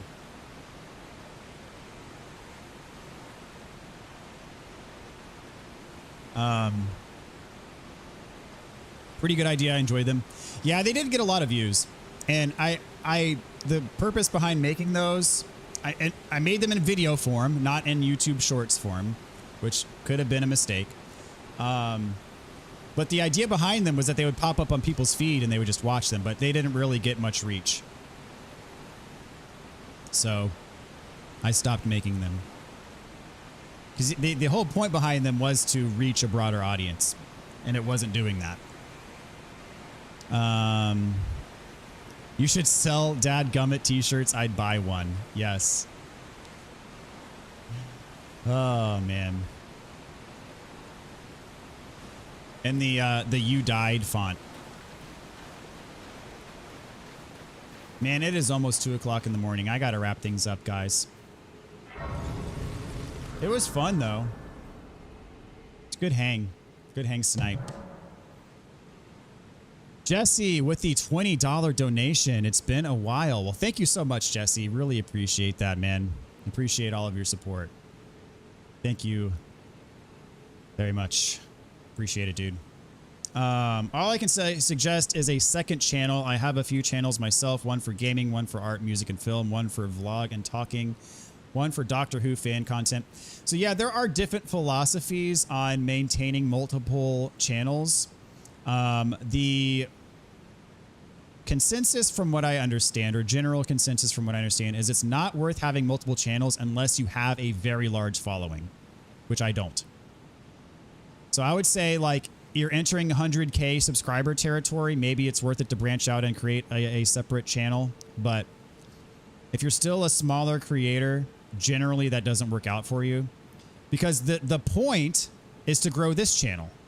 And if I have a separate channel for shorts and people watch that and it doesn't serve to grow this channel, then it's not worth making that content. So anything I make on YouTube will be on this channel. I'm not making a side channel. Unless I decide to do something completely different from gaming, which I don't see myself doing. But like, yeah, if I decided to, you know, create like a barbecuing in my backyard channel, that would not go on this, or barbecuing in my backyard content, I would not put that on this channel. I'd create a separate channel for that. But I also don't see myself doing that. So yeah, pretty much everything gaming related, which is basically everything that I would do, it's going to go here.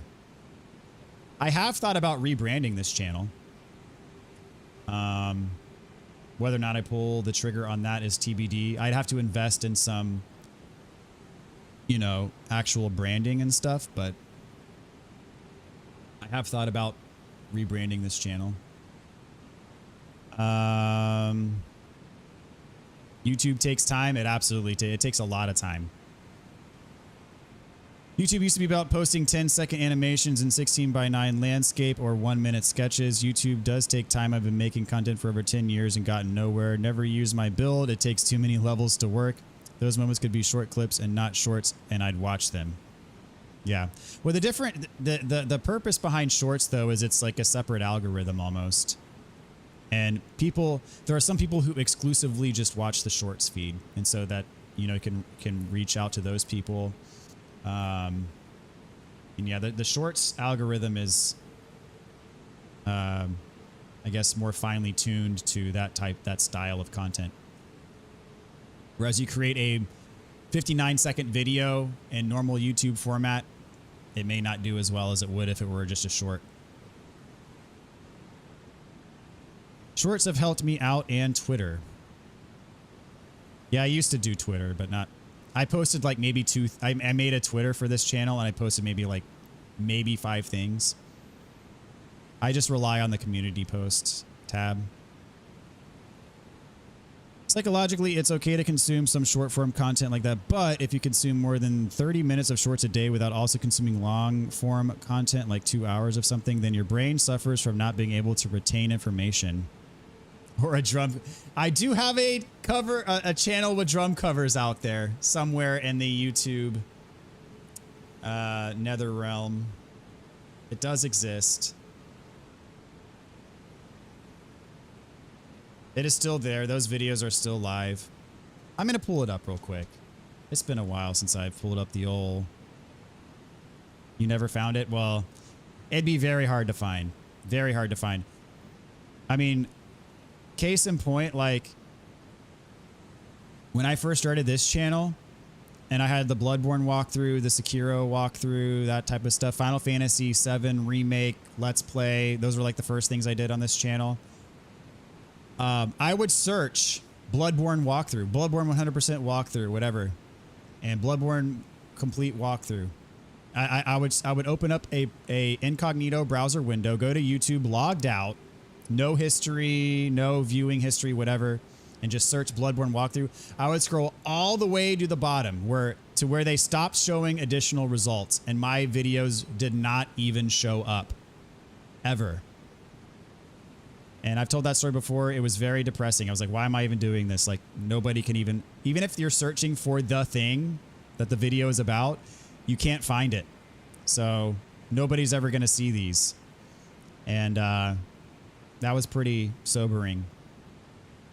And so I have a feeling those drum covers are probably the same way. Even if you search for such and such song drum cover, you'd probably scroll through the whole thing and those videos would probably never pop up.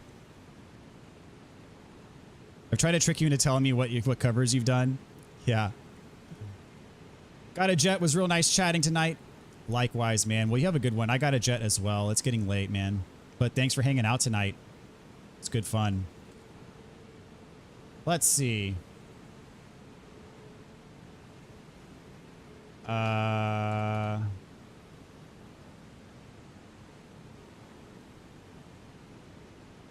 Let's see. I'm searching for one of the drum covers right now on an incognito browser. And there are a lot of people covering the same song. I'm scrolling. I'm scrolling.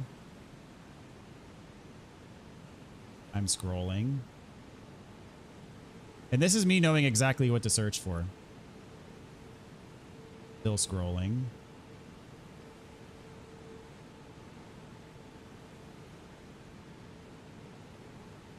None of these are me.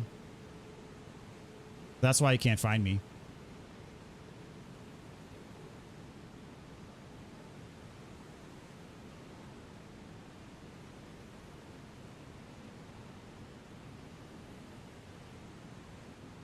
Yep, still scrolling.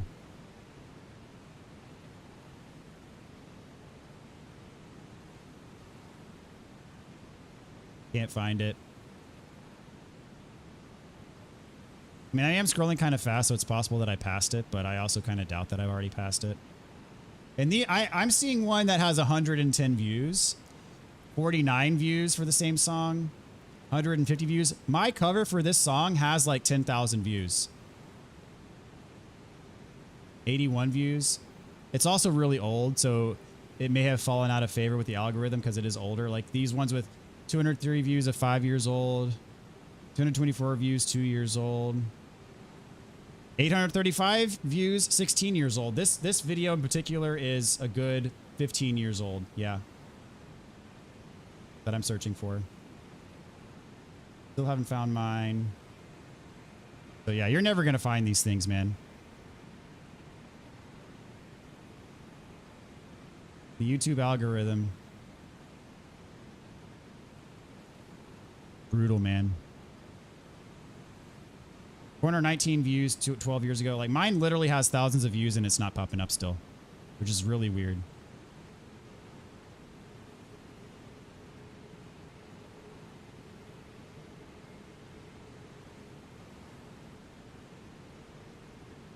I don't know if it's going to pop up. Probably not. Yeah, that's YouTube for you. And that was me for the longest time until Demon Souls happened.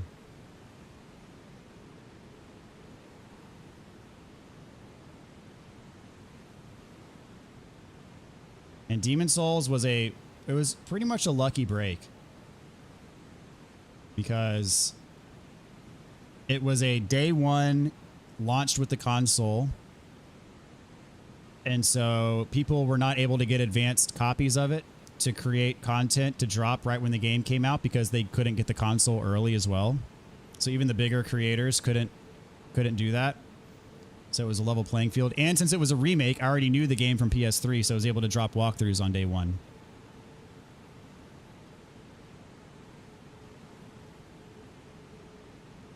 That helped enormously.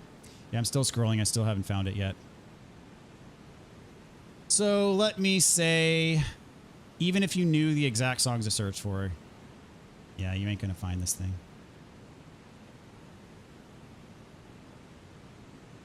My most viewed video isn't good. It was just posted at the right time, right place. That counts for something.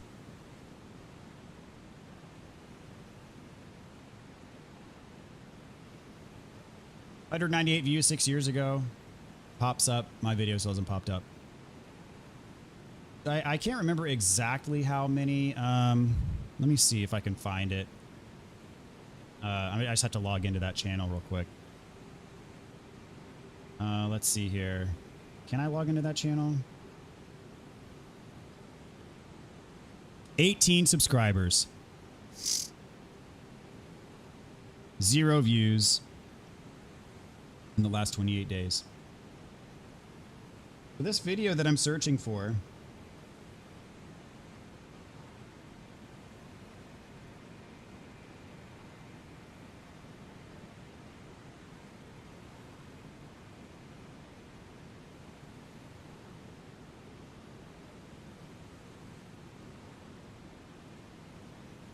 did it get taken down? Wait a minute. No. There it is. Yeah. 13,000 views 14 years ago is not popping up on search.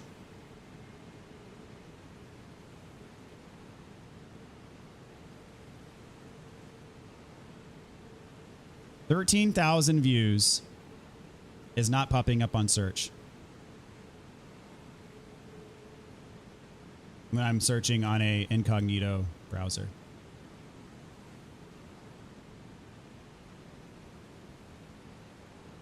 I'm still scrolling, still haven't found it. And here's 14 years ago, 454 views. This one pops up.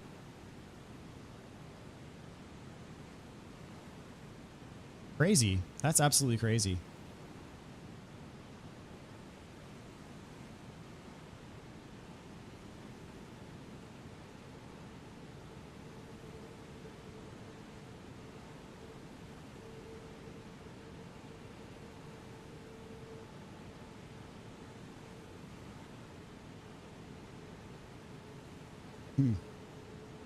Well,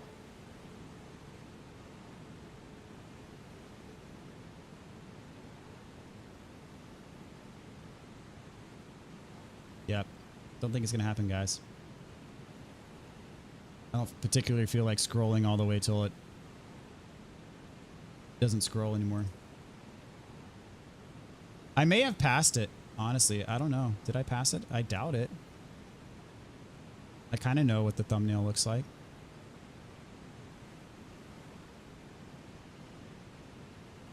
Yep. It is,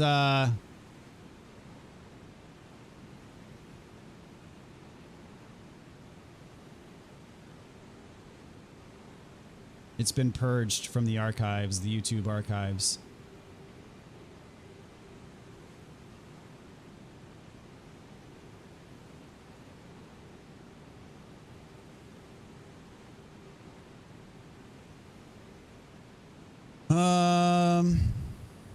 I consider myself lucky myself. It's a weird thing. YouTube algorithm seems pretty erratic. Yeah. I mean, there are certain metrics that it definitely favors. It favors click-through rate, and it favors viewer retention, and it favors session time. If you do really well on those metrics, then your videos will do well. Some of the most successful YouTubers will say it's all luck. Yeah, it's not. Luck is required, just like anything else, probably. Some degree of luck. But also, those same YouTubers that say it's all luck also produce very highly sought after, very generally well-produced content. So, they say it's all luck, but they're also doing really well. They're really good at what they do. It takes talent to do what they do. Like even someone like Moist Critical doesn't have the highest production value, but he communicates in a way that's engaging, in a way that people like to listen to, in a way that is humorous. You know, if he didn't have those traits, nobody would listen to him. There's 10,000 people that try to do the same thing he does. No one watches their channels because he does it the best. You know, he somehow has the magic formula, the magic communication style, the humor, the wit, that type of stuff that keeps people entertained. And so people watch him. Jacksepticeye has a whole video about it. I'm not really familiar with him.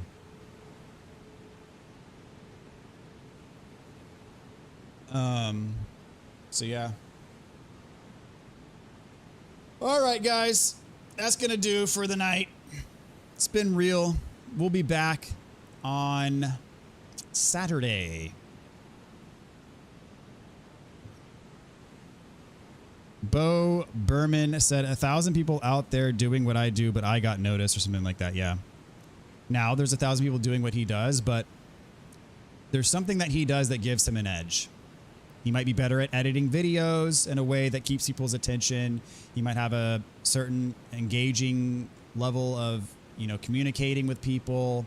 He may be funnier, you know, whatever the case may be. People are, so for whatever reason, and that all that translates into the metrics that I was talking about, the click-through rate, the viewer retention, the session rates, or the session time rather. So the session time being like someone clicks on one of your videos, they hopefully watch the whole thing, and they're like, man, I really like this person. And then another video pops up in the corner and like, oh, I want to click on this one. And then so before you know it, the same person has watched like 10 videos in a row from the same channel. YouTube really likes that. All right, so that being said, was a good chat, everybody. That being in the days before YouTube was big, yeah. Oh, I remember YouTube in its infancy. I do. Funny story, the first time I ever visited YouTube was like 2005, kind of right after it first came out. And I was like, whoa, this is freaking cool. Like you can just look up stuff and, you know, it's there. And I said, I need to bookmark this link so I don't forget about it. Yeah. And here we are. On that note, it's been good. Haven, Purple, Rinka, Chris Kev. I know Jesse, you were around earlier. All of y'all who have contributed tonight to the stream, thank you so much. All of you guys watching afterwards, thank you as well. You guys are awesome. We'll be back most likely on Saturday. Well, so hold up. Saturday is the first football game, college football game. Saturday night, Texas A&M plays Notre Dame. It'll be a big game. I'll be watching that. It's at 6:30, so I'll probably start around 10:30, most likely, and I'll likely probably around 10:30 Saturday night. That's what we're shooting for. So anyway, you guys take care, and until then, be good. We'll see ya.